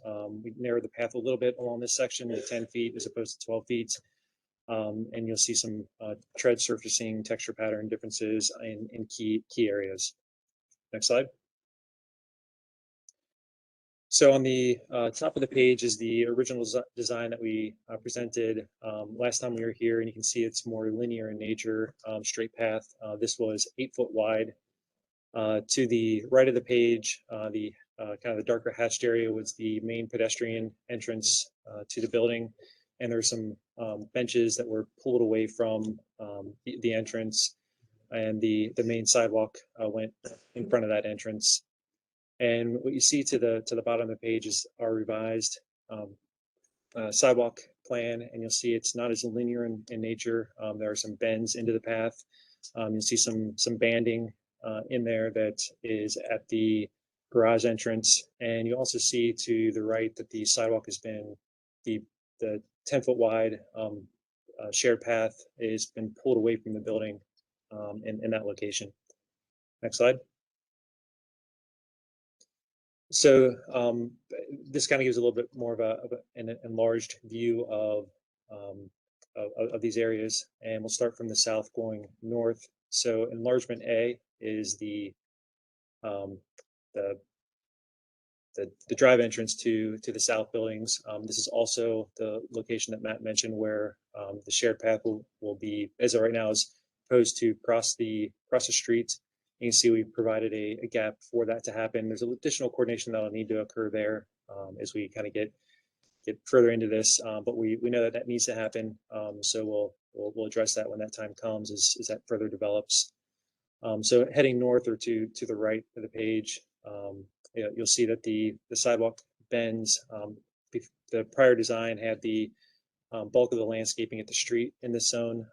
You'll see that we've taken that landscaping and put it up against the building. That'll actually soften the face of the building a little bit in this area as well. And we're currently into some discussions on what trees that we're going to be placing along the building. We had upright columnar trees before. We might do something even a little bit more narrow since it's against the building in this situation. So down at the bottom of the page for enlargement B, it's heading north. So to the left, that is where the vehicular garage entrance occurs. So there is some banding on the sidewalk that will indicate to bicycle users that they need to pay attention that something's going on in this zone. There's also striping on the pavement. So as the cars pulling out of the garage, they know that they need to be careful as they're pulling out, that there's a pedestrian crossing in that zone. And then to the right of the page, that is the main entrance to the apartment buildings. And you'll see that we've actually maintained the 8 foot that we had before, but we've also added an additional 10 feet for the shared path, and we pulled that shared path away from the entrance to reduce the amount of interaction between people that are passing by with bikes and the people coming in and out of the building. Benches have been pushed up against the building, and there's planters that are added as well. Next slide. So these are some cross sections that kind of give you a little bit of an idea of the spatial relationships. So to the left is the original design. You can see the 8 foot sidewalk that was originally up against the building, and then the 13 foot tree lawn. And to the right of the page is the revised design. You see that 8 foot width has been maintained, but the sidewalk is been pushed out for the shared path to get it away from that entrance. And there's still a little bit of a green space in that zone. There's a 3 foot wide planting bed, and we'll have to put some very salt tolerant hardy grasses and shrubs in that zone. That'll create just a little bit of a buffer between the pedestrian and the vehicular uses. And that ends. I think that's all the slides that we have for this section of the design. Thanks, Brian. Yep. Next slide, please. So to go back to the overall plan, there were some additional changes also requested, I believe, by the commission for 2 NRPs. So not just the addition or the coordination with this path, but they had some changes that they would like to make as well. So I'll hand it off to Scott Skinner from NRP to go over those changes. Thank you very much, Matt, and thank you everybody for your time here today. So on this slide, I'll be really brief because Matt spent a lot of time talking about the trail, but what you can see here is just another visual image of how the trail goes along down Carter Road, along Silver Hill side of the street, and then crosses over to our side of the street. There's 2 more items that I wanted to point out on this drawing specifically. The green dashes you see are just east of our site, or hopefully sooner rather than later, the railroad that is on the east side of our site that can hopefully again become another walking trail, increasing connectivity. And then on the southern portion of our site, or to the left of this screen, we're building a road that bisects our site and the Great Lakes land to the south. And the purpose of that is 1, access, and 2, if and when that railway goes away, it again creates an additional point of connectivity to the other side of the peninsula where the towpath is as well. So you can go to the next slide, please. So like Matt mentioned, we were really asked to look at three things last time we were here a few weeks ago. The first is overall connectivity between our site and Silver Hills, and Matt covered that really well. The second is the one for the plaza that bisects the two main buildings in our site is meant to be both an area that we can use first for parking, and then we can also close it off to use for programming. Since there's literally nowhere else to park on the peninsula, we're not able to abandon it as parking entirely, but I believe it was Mr. Fluker asked that we basically switch the default there and look at it as pedestrian and programmable first with the option to use it as parking if necessary later. So what we can commit to here is to putting removable bollards, which you see on this image, at the entrance to this one earth. And we can commit to keeping those up through lease up and then monitoring the parking utilization of our actual residents.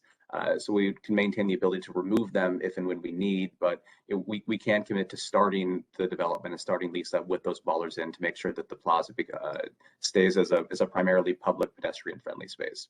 And then third, we were asked to think creatively about how to more thoughtfully connect our plaza down to the Silver Hills Plaza across the street that leads down to the riverfront. So you saw in the image before that our two sort of plaza areas basically align, but because of site constraints, they're just slightly off center. So I'll show you a closer image in just a minute, but the pink highlighted area at the bottom of the screen shows an angled staircase and a crosswalk that will hopefully guide both our residents and pedestrians more broadly down from our site to the Silver Hill site and into the river. Next slide, please. So this just shows a visual image of what the public frontage on our site will look like and the dimensions there as well. This is for the part of our site where the trail will actually go through, so the southern portion of our site. You see a 12-foot wide trail, some trees lining it, and then a walking path with some terrace seating before some more trees, and then our building is just to the right of this image. We think this is a great scenario, and we're glad it worked out for two reasons. One, we're able to create real separate pathways that are meant for bikes and then pathways that are meant for pedestrians. Then it also just serves as what we think will be a great amenity for our residents and the greater public. And then you can go to the next slide, please. So this is an image of the staircase that I referenced that will connect ours and the Silver Hills plazas. You can see that we've designed it to serve as both obviously a literal staircase because there's a significant topography drop down to the edge of our site, as well as a place where people can actually sit and congregate with lots of landscaping around and can look down at a crosswalk and down to the river eventually as well. So you can go to the next slide, please. I'm going to turn it back to Matt, who I think is going to wrap up here, but I'm happy to answer any other questions that you all have afterwards. Thanks, Scott.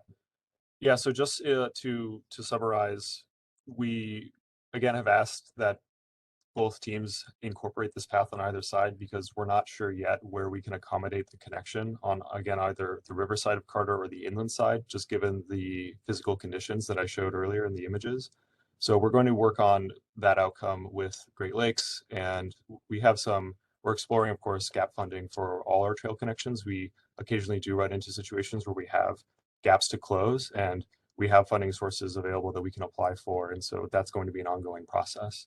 So next slide, please. So to summarize, we're going to work with the remaining property owners, in this case it's Great Lakes, to determine the feasibility of that connection and closing that gap to the Lake Link Trail. And we also need to figure out a solution for the gap between Silver Hills and Brewdog.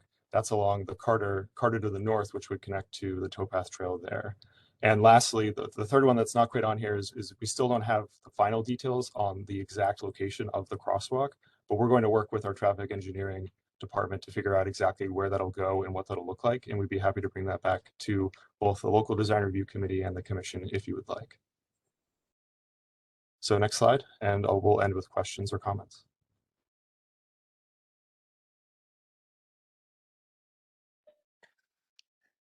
Commission members, first of all, thank you, Matt, and both applicants for spending the time, I think, working together on this. I think it was really useful, and the projects are enhanced. So thank you all for this. Commission members, any questions? No, we have two things to approve, right? So I'll move approval on the first one. Okay, we'll read them. I do have one question though before we do that. I went out there and I looked at the site. And it really does look like the rail behind is not used at all. Like I was under the impression that maybe it's used infrequently, but when I went out there, it was completely in the upright position across the river. It looks to me that it's not used much at all. So just curious where that stands. Matt, do you know? It's something that, yes, Madam Chair, it's something that we've been aware of and have had conversations with Flats Forward and the property owners down there. It's our understanding that Flats Industrial Railroad is no longer operating.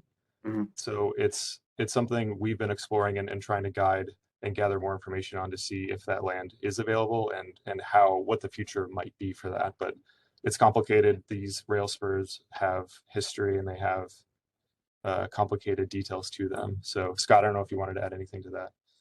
Yeah, I mean, I know pre-pandemic it was being used about once a week. I think there was someone whose job it was to literally go unlock the gate so the train could go through once a week. To Matt's point, I've heard and seen anecdotally that it's not being used at all anymore, but I can't speak to that entirely. Lillian, as a just former life when I was an industrial site selector, you know, there's very often rail is an appealing, you know, thing for business, but I think in this case, the grain silo over on the other peninsula is no longer using the rail, and just practically for a small short line to just maintain the lift bridge, I think has to just have an exorbitant cost. So I think it's pretty safe to assume that the rails, even if the grain silo came back up today, like at some point it's going to determine does this really pencil out to repair the lift bridge at some point in the future to maintain this limited rail service. So I see it as a great opportunity to create another path that could even maybe get you back up to the Red Line Greenway. Yeah. So.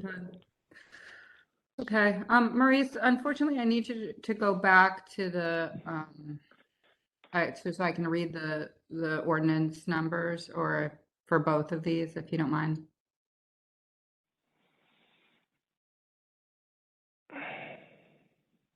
All right, so the first one is 2021-007. This is the Silver Hills Thunderbird project. This is final landscape, seeking final approval. So can we have a motion for this first one? I Move think Diane, approval. Downing. McCray Scott, second. Motion second. Michael, can you call the roll? Downing, Yes. Curry, Yes. Gray Scott, Yes. Life. Yes. And the second one is, can you go to the second one, Maurice? Right below it. There you go.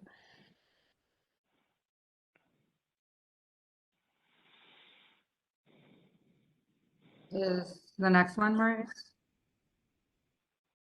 Thank you. It's That's the third. 201. It's this one, correct? So This is the third. This is the third one. This is the second one, and that's the first one. At least that's. I have 3 different screens. I don't know if they're. I think there's just 2, correct, Michael? There's the Silver Hills and then there's the NRP, right? Yeah, right now, Maybe. it's just Silver Okay. Hills, They which put we've a already duplicate in there. Okay. Okay. I see it. The peninsula, yes. Okay. The second one is 2019-063. This is the Peninsula Final Landscape Plan seeking final approval. I move for approval. McCray And Scott. I'll second. Downing. We have a motion second. Michael, can you call the roll? Downing, Yes. Curry, Yes. McCray Scott, Yes. Life. Yes. Motion carries. So I think we've done all of the cases. We can go back up to the. We do have one more, Madam Chair. We have one that is the Apollo. Okay, and let's do that just to make sure we get it done. Which way are we going? Down? Going down past this presentation to the Apollo. Okay.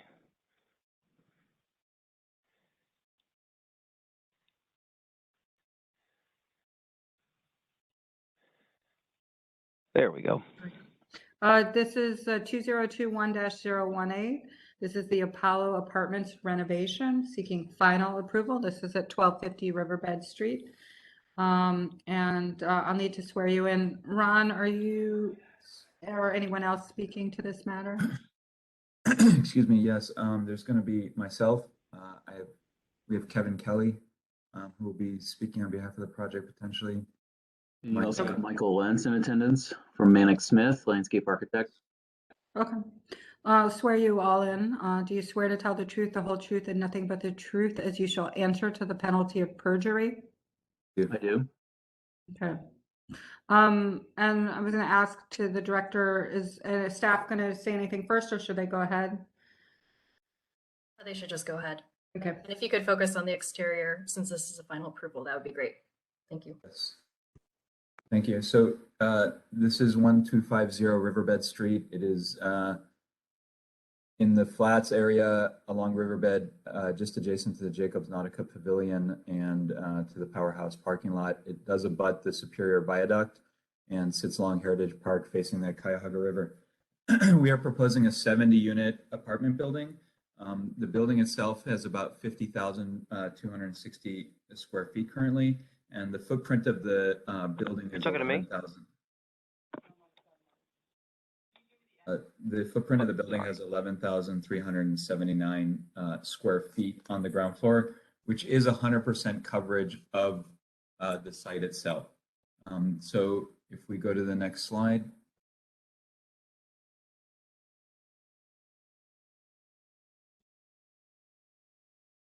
This is some context images of the current building and site context.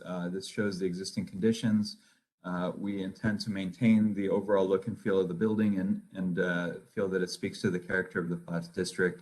The exception is on the ground floor. There's a lot of infill that has occurred over the years and loading dock doors and things like that we will be replacing with windows and opening up this elevation to allow for residential use on the ground floor.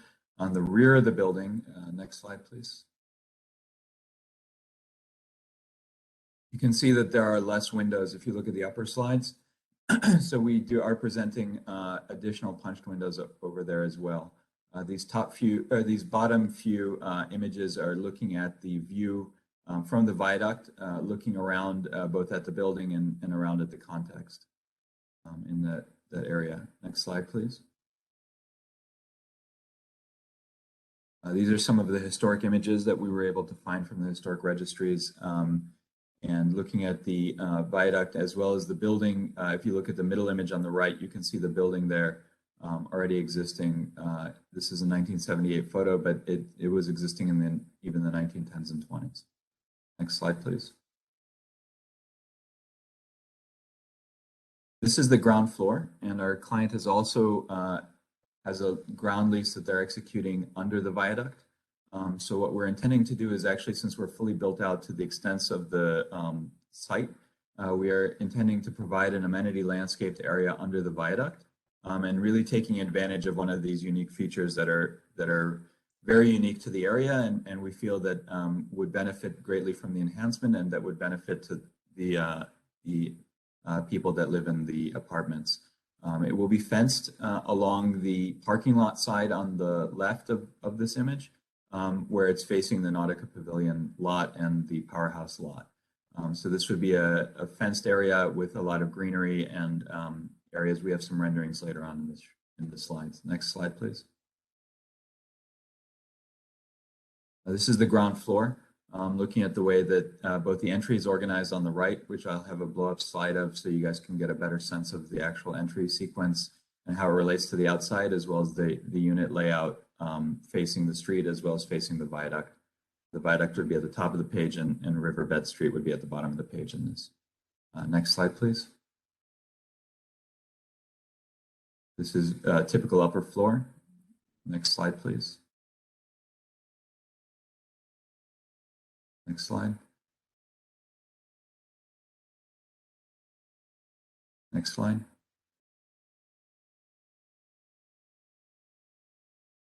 So this is the fifth floor where the two building shapes sort of change. So we do have an amenity deck here, and this would be an exterior deck that you see sort of on the left half of the drawing. That you see a staircase at the top of the page that would exit up to the viaduct. That would be an emergency egress exit that would be locked to keep non-residents from getting down and in, but it is visible from the viaduct itself, and it does have a presence to it, so we do have a rendering to show that as well. Next slide, please. This is the top floor, which does access the viaduct through an existing bridge that is already there. And these would be offices for the landlord and for that company, and basically provide office space that has a view out. As you can see, the viaduct sort of ends at the second vertical grid line from the right, just by that bridge. And so there's a whole swath of windows and views that are just past the viaduct, looking out towards the flats area and towards the powerhouse area. Next slide, please. This is a blow up of the ground floor, just giving you a sense of the context of the entry. We did recess the entry a little bit since the building abuts the edge of the site and abuts the sidewalk. We thought that having a recessed entry along that sidewalk would be advantageous to sort of pull people back a little bit from the sidewalk as they're waiting to be allowed in if they're guests, or to allow for that as a better experience. We've also punched a few windows on the right of the image. Some of these were infill, some of these were smaller windows that were increasing, but this is a view out towards the street and the Nautica Pavilion to the right. Next slide, please. This is the existing conditions. You can see that the dashed lines on the ground floor are showing the demolition of a lot of the existing ground floor elements, and we'll look at the renderings to see what's proposed. Next slide, please. This is the rear, showing all of the penetrations that we will be providing for the residences. Next slide, please. This is on the lower left. You can see a few penetrations that we're providing for that ground floor lobby that we had looked at. Next slide, please. I think it would be better to advance to the rendered elevations. I think these are all the technical elevations for the callouts to show to answer any questions, but I think based on the time, it would be probably better to look at the rendered elevations. Next slide. Next slide. So this is the Riverbed Street elevation. There are an existing series of balconies made out of metalwork that were built over the course of the past few decades by artisans who lived in these lofts. They are not in any way verifiably code compliant. And what we're proposing is to take these down, but we do want to keep them. So we will be addressing them as applique along the facade. And we're going to be dancing them sort of across the facade to provide some interest to the building. You can see the entry canopy on the lower right, as well as a blade sign that you can see going up the building that we reviewed in schematic approval as well. One of the comments we received was some of the fenestration along the glazing that we've updated and received approval from DRC. We want to provide as much openness as possible on that street, but do want to respect the privacy of the fact that these are residential bedrooms or kitchens. And so we are frosting half of it, which you can see in lighter, and then providing view glass on the left half. Next slide, please. This is the rear view facing the viaduct. We've ghosted the viaduct for an understanding of context. You can see the way that the viaduct relates to the building, the way that it sort of terminates a little bit short of those offices that are on the upper left looking out, but it does connect in time to provide access at that entry point to the offices at the top.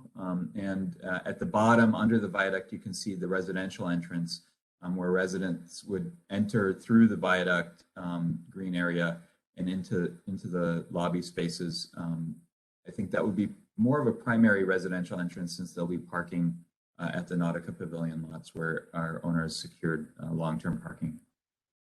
Next slide, please. This, I think, gives you a good sense of the blade sign on the left and a sense of the relationship of the existing townhomes on the right that are grayed out in terms of context. Next slide, please. This is some technical information on the blade sign. I think that it's appropriately scaled. We reviewed this in the schematic review, and I think we all came to agreement on it, but this is some additional information. It is a backlit sign that will provide a good view of that signage even in the evening hours, as well as emanate some light. Next slide, please. This gives you a good sense of the scale of the sign. In context, the scale of the sign looked a bit large in those images relative to the building, but you can see the scale of the community here is pretty grand with the Jackknife Bridge, the viaduct, and so this is the sign in that background that you can see in terms of context. Next slide, please. This is a rendering of the viaduct underneath and showing the landscaped intentions of the space for the residents. You can see that it's green space with some pockets of areas for them to hang out and do various activities. We have some Tivoli lighting on poles, but those poles would also be powered so that people could pull up chairs and plug in laptops and work out there. Fire pit areas, some sculpture space, and some sort of edged seating.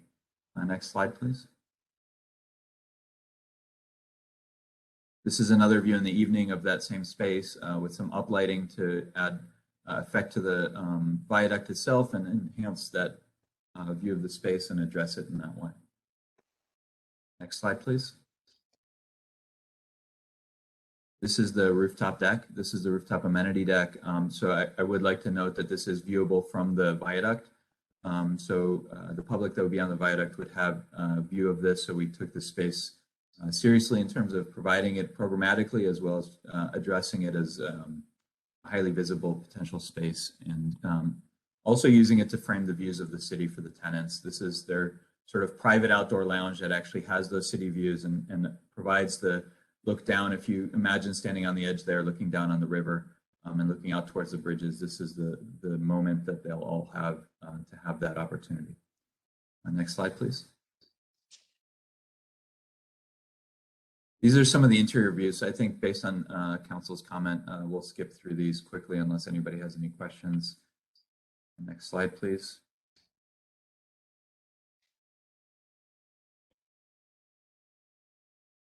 Interior office views. Next slide, please. This is the overall civil drawing showing the context of the space. And if we go to the next slide, I'll hand it over to Manick and Smith to describe the landscape a little bit as well. The viaduct. Thank you, Ron. The landscape plan is shown. You see the building on the bottom of the page and the parking lots to the top of the page. We have a path running through to a gate, through the gated area to the north at the parking lot. And we created a space with shrubbery and plantings along the fence to kind of close off the parking lot from view. Created a space under here. The green that you saw in the rendering is a synthetic turf to reduce the need for irrigation across this whole area. There will be some irrigation needed to keep the plants in the area along the fence, but we will plant those with drought tolerant and salt tolerant plantings.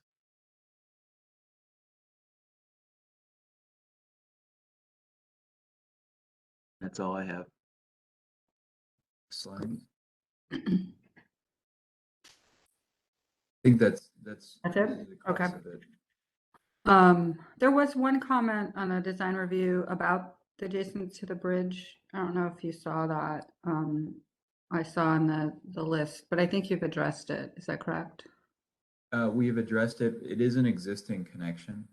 Okay. And so we intend to maintain that existing connection. We're not providing a new connection to the viaduct. But with that, we do intend to have a presentation to the Landmarks Commission to make sure that they see this and understand it as well. Okay, good. So this is for final approval to the commission member to make the motion. The request from design review was, I don't know if it's a request or it's actually technically a requirement, but that since this is a historic structure that you present also to the Landmarks Commission. And so if that could be included in the motion, that would be great. But I think it's an excellent. Thank you. I believe that the comment was with regards to the viaduct and the viaduct bridge. The building itself is in a Yes. historic district, but it's not a historic building. Yeah. I meant the viaduct, sorry. Okay, thank you. Madam Chair, I'll move approval with the stipulation that a presentation be made to the Landmarks Commission regarding the viaduct. Okay. We have a motion. Do we have a second? Second, McCray Scott. A second. Any further comment? I will say it's a wonderful project, and really, I think the attention to detail that you guys have in the public space, and it's going to be a great project. So thank you. We're very This is Director excited. Wong. I agree, and you have very strong support from Flats Forward, who sent a comment earlier this week. So great work. And I might also point out, Madam Chair, that this received their zoning variances a couple of weeks ago. Oh, good. Good, good. Okay. Well, we'll call the roll. Downing, Yes. Murray, Yes. McCray Scott, Yes. Slife. Yes. Looking forward to seeing this one open. Thank you. Thank you. To the director, if it's okay, I think there are two items left. One is to vote in a new member of design review. I wonder if we could do that quickly, just so Diane will still be here, and then we'll go to the flats. So if this could be pretty quick. Absolutely. I'll turn it over to Kim Scott, the city planner for Euclid Corridor.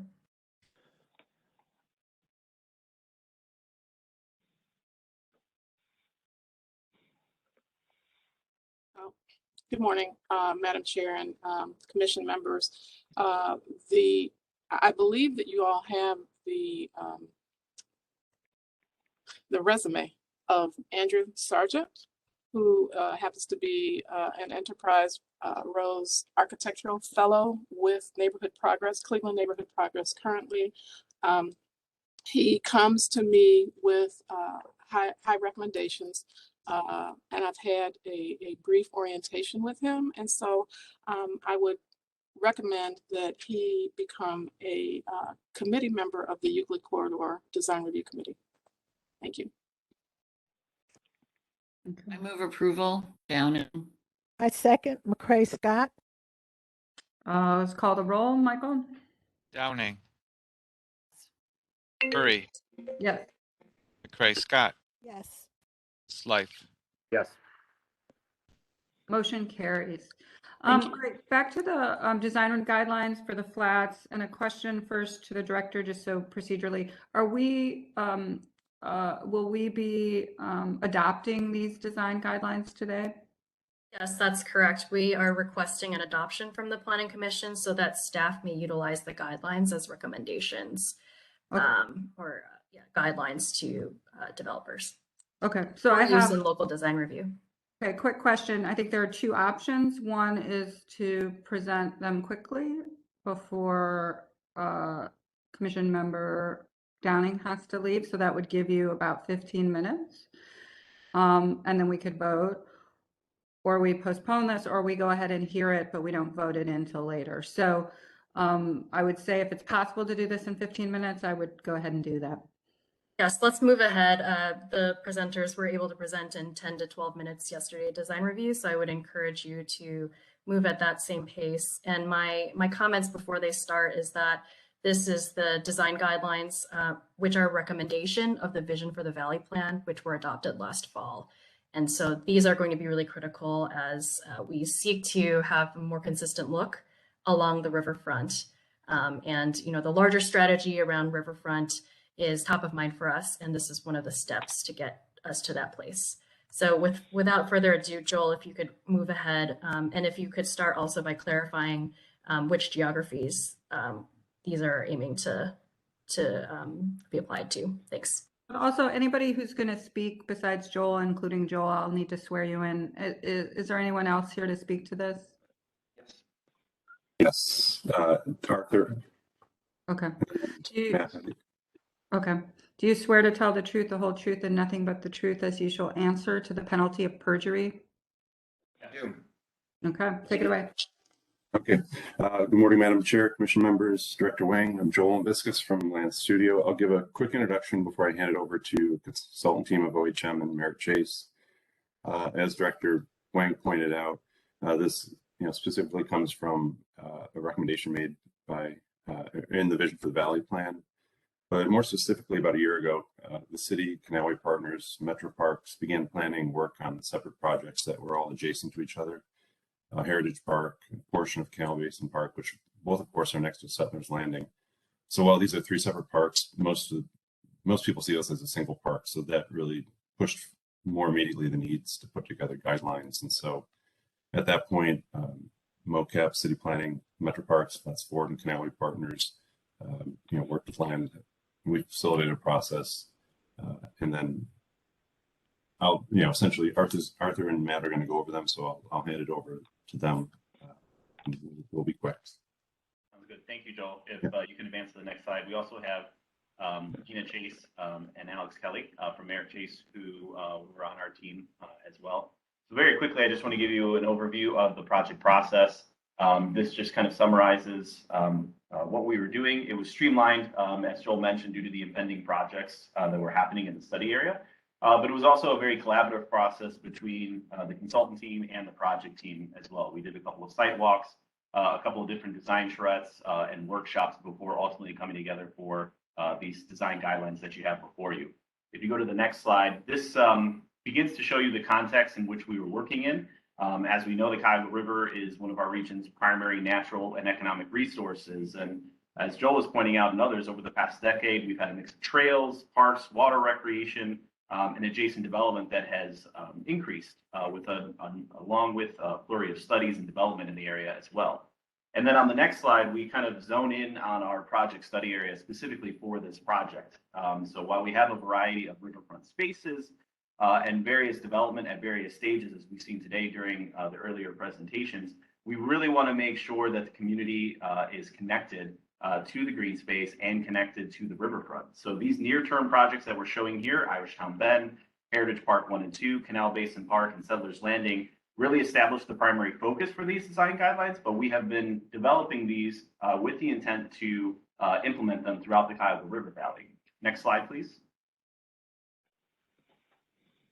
This just shows some of the existing conditions that we took during our site walk. And if you go to 2 slides here, Maurice, if you're controlling for us, these images begin to show kind of the lack of continuous public access to our river's edge. In the one, you see Merwin's Wharf, which has it. On the right, you see the Graincraft property, which currently doesn't have that. And this is just kind of an example of the 2 different conditions we've seen down here. And then if you go to the next slide, these images begin to show what are the existing conditions down there and this sort of eclectic mix that we have in terms of materials, furniture, lighting types, paving, and even vegetation. So we began to take all this information, and if you go to the next slide, start to understand what is the character of this area, of these design guidelines. So this process started with an understanding of the existing conditions, and we progressed into an exploration of that future character for the flats. There were 3 character themes that popped out: riverine, industrial, and civic, as you see on the screen there. And we started to introduce the pros and cons and discuss them as a group. These themes were included with various future material palettes, riverfront aesthetics, sustainability, and longevity.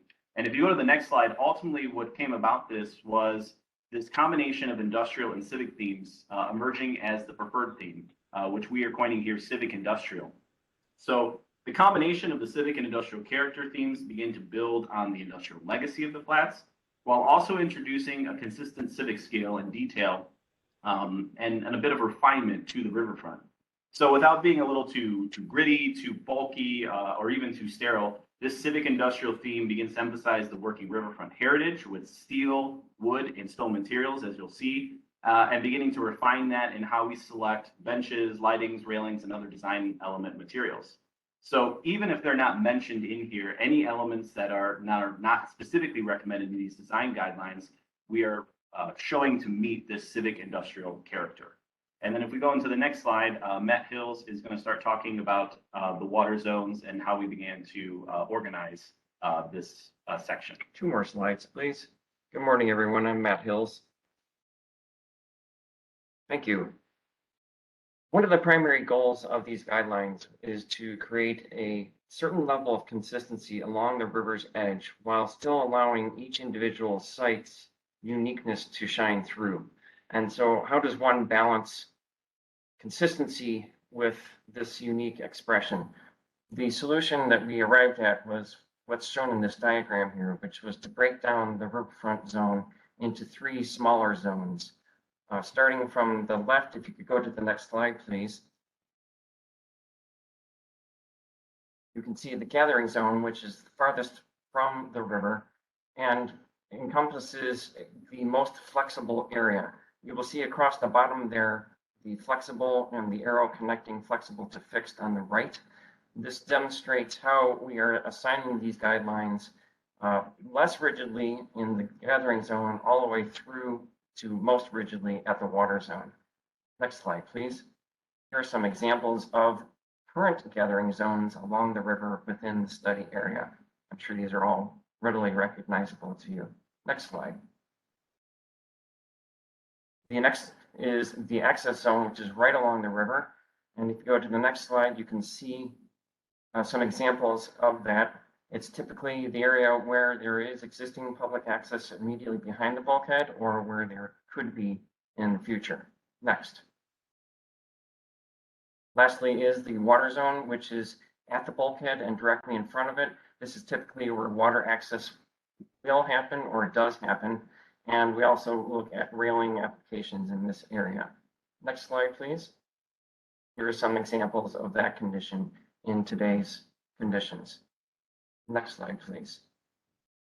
Now Nina Chase will take over from Merritt Chase and she will talk about the elements themselves. Can I ask a quick question? If you go back, I'm sorry, I'm not going to hold things up, but if you go back to the section, just curious, yeah, that section is that the design guidelines are saying that the boardwalk technically overhangs the water zone. And I'm just curious, like that's obviously a more expensive and kind of difficult some places where there is still, you know, industrial use of the river. And it also, for me, worries me that it lets some people off the hook down the line when we need to have the access zone be required legislatively. So I can think of one instance on the east bank of the flats where that happened, where the building owner refused to leave public access along their outdoor seating and said later somebody else will overhang something and pay for it. So I do worry about this section. It worries me for many reasons. We do need to legislate that some access zone is required of everybody along the flats, and that by putting the boardwalk always in the river zone, that will let some people off the hook until we legislate it. Yes, I'll briefly address that question, Madam Chair, and then hand it to Nina as well. This section demonstrates the current conditions for today. There are sections, if you go to the next slide, where the existing boardwalk is overhanging the water and that edge. And so there is a gray zone in here. But Nina has worked on other riverfront similar projects and can speak to this topic some more. Yeah, thank you, Matt. And thank you, Madam Chair. I think one of the points maybe to your question that would be important is that the access zone does have pedestrian access and a set trail width that would be recommended as part of the access zone when there is that space on land. And so if you weren't to have the extra space for a boardwalk, you still would be, the guidelines are recommending access and pedestrian access and bike access through a property so that you maintain connectivity for the whole network. If that answer, I don't know if that answers your question, but the boardwalk is kind of an additional piece or be recommended when the space allows from a working waterfront perspective, but also from a infrastructure perspective. Excuse me, Madam Chair, you're muted. I wondered if there should be two conditions. Mm-hmm. So there's a condition when that existing state is there, but there's also a section that should be required of people when there is not able to be a boardwalk hung, because then I guess where I'm going, if we want to have a continuous boardwalk, we'll have a shifting to sort of pedestrian walk in some places where there's a little bit of boardwalk. So I think down the line, the whole point is to have a continuous riverfront where some of this will connect to each other. So I actually wonder if there's two sections that people have to figure out what meets the requirements of their particular site along the length, but with this intention that there's always a condition where you might have some boardwalk and some walk. Does that make sense? Yes, I think this best solution is for us to take the boardwalk off of the river zone. If we can go back one slide, the water zone, and we just show access down to the water in that area. In 2 slides ago, the access zone covers boardwalk and trail conditions. So we can make those modifications and address your comment. Okay. So then, could you forward to the slide that says elements? Go back one, blue slide that says elements. So I'm going to give a quick introduction to the elements component. So Matt talked about the zones, which sets up kind of the framework and the skeleton for how we're thinking about with the ways in which the different zones along the riverfront work. And the elements in particular span across all of those 3 zones. And the elements are the specific site furniture and specific recommendations for design elements. I'll give a brief overview of seating, bike parking and repair stations, litter receptacles and dogway stations, lighting, paving, railings, boardwalk and water access, vegetation, signage, and public art. So on the next slide, we see seating, and this gives you a good example of how we've structured this document for all of the elements. We have recommended elements that you can see and a variety of options, and then a series of elements that have been recommended as aesthetics and elements to avoid. So those are the ones with the X's through them. So for seating, we have recommended benches, a couple of different types and different ways in which seating can be integrated. We also have group seating, and all of the furniture is selected to be able to kind of be a single element or grouped together as needed, depending on the application in a different zone. Next slide. Bike parking repair stations, looking at a standard bike rack, bike rack, and then also a standard bike repair station. And for each of these, we have multiple options to select from. Next slide. Litter receptacles and dogway stations. And for all of these in the document itself, we have recommendations for color and material. And so there's a consistency, even if a different brand is selected, ultimately the colors and the consistency of general look and feel to meet that civic industrial character is being met. The next slide, please. Lighting, developing a standard that would kind of march down the waterfront edge. We have options for pedestrian scaled poles and also for bollards that are smaller in scale for more of the gathering areas. Next slide. Some additional recommendations, and then for lighting elements to avoid, such as vehicularly scaled poles and non-shielded dark sky non-compliant fixtures. Next slide. For paving, again, to create that consistency across the waterfront of recommendations related to asphalt, concrete, and different types of pavers that would be appropriate, and then a series of elements and paving types that we would recommend avoiding. Next slide. Similarly, with boardwalk and water access, many of these elements would need to be custom and site specific, but we are making recommendations related to wood selection and avoiding engineered products. Next slide.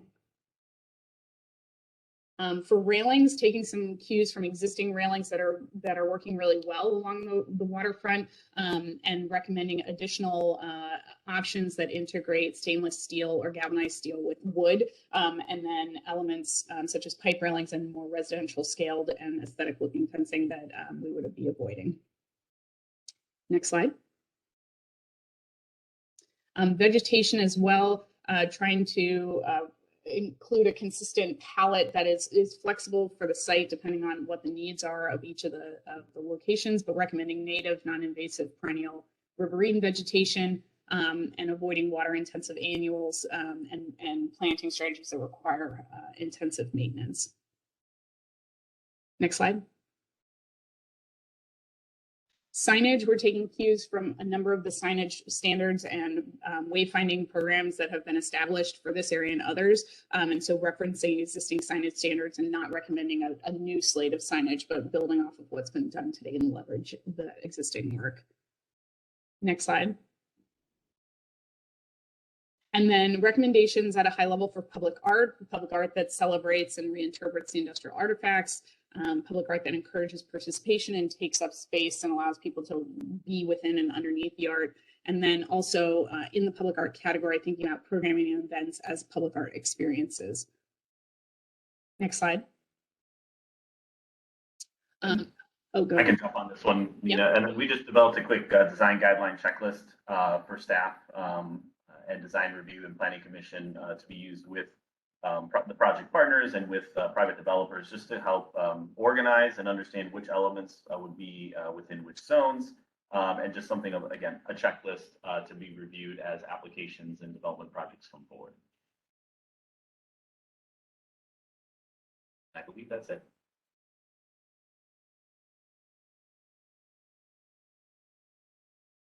And to address your comment here, Madam Chair, we would move the word boardwalk from the water zone to the exit zone so that we can make that clear that there is not to be boardwalk within the water zone. Okay. Madam Chair, this is Director Huang. I wanted to just emphasize that the motion should be to request staff to be able to implement this through the design review process for flats downtown. And a note of clarification that the documentation that is in the hands of the city staff should be the one that includes the design guidelines checklist, but not any specific vendors. Thanks. Okay. Commission members, any other comments or questions? I'll move approval incorporating the director's comments. I'll second. Okay. Motion and a second. Michael, can you call the roll? Downing, Yes. Curry, Yes. McCray Scott, Yes. Slife. Yes. Motion carries. Thank you. I think the meeting's adjourned. Thank you to commission members, but I'm going to ask the director if she has any final comments or a director's report today. Yes, thank you all for reviewing this design checklist, and we're really excited about what's happening in the flats, and you've seen so many projects already, so just want to emphasize thank you for that. I do want to note that on the staff side, we are losing a staff member, and so if Shannon Leonard would be willing to unmute herself and share a little bit more about her next steps and plans, that would be great. Thank you, Director Huang. So it's very bittersweet to announce that I will be leaving the city of Cleveland. I'm originally from North Carolina. I moved here 8 years ago to go to grad school at Cleveland State and get my master's in urban planning. I landed a job here, have worked here. I got married. I recently had an infant son back in June. He's now 9 months old. And so my parents and my sisters all still live in North Carolina, and I was given an opportunity recently. I had several opportunities to choose from, but an opportunity to allow me to move back home with my parents that are getting older, as well as my sisters, to raise our son.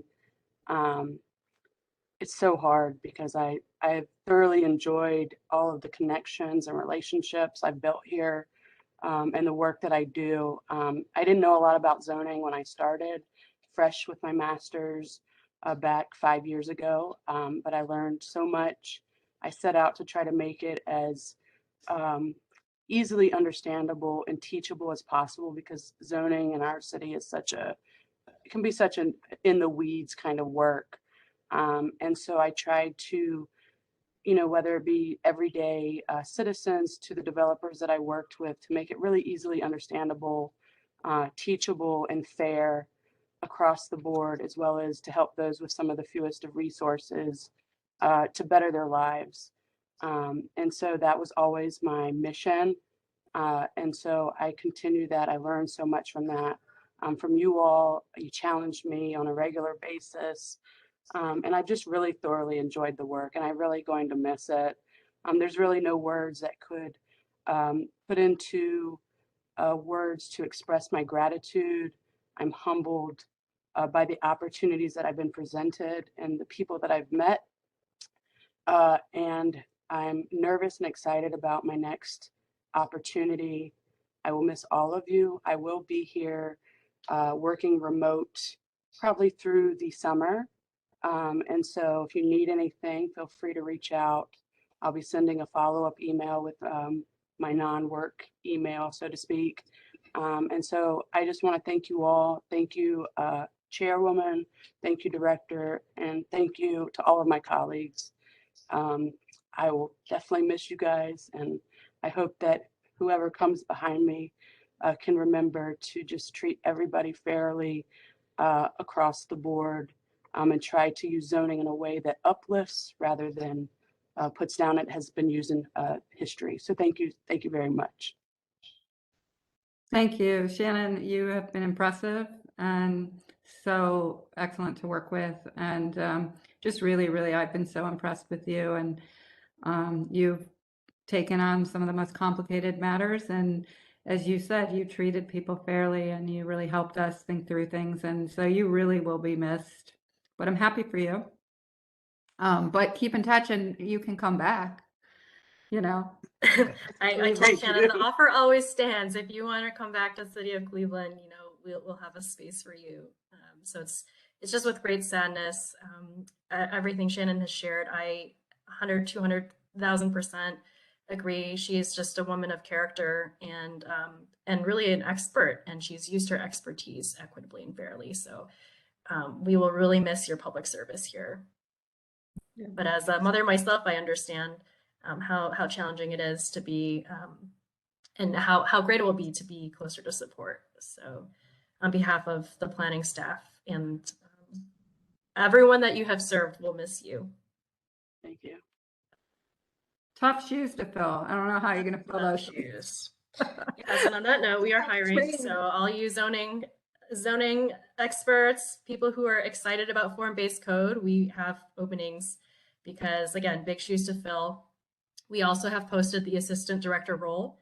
That is closing tonight. So anyone who is interested in applying for that, there are a few hours left, and we are hiring. So we're still looking for an architect to take on downtown and flats design review, as well as really think through how we can accomplish this vision for the Valley. So just putting the call out there for folks to join our team to serve the public, to serve the city, and to make a lasting imprint like Shannon and others. So thanks. Thank you. Anyone else? And Shannon, I have no doubt you're going to do more amazing things and continue to have an impact. So congratulations, but you really will be missed. It's a big problem for all of us. So thank you. Thank you so much. I really appreciate it. All right. Anyone else? I think that's it. The meeting is adjourned. Thank you all. And we'll see you in 2 weeks. Madam Chair, thank you, Commission members.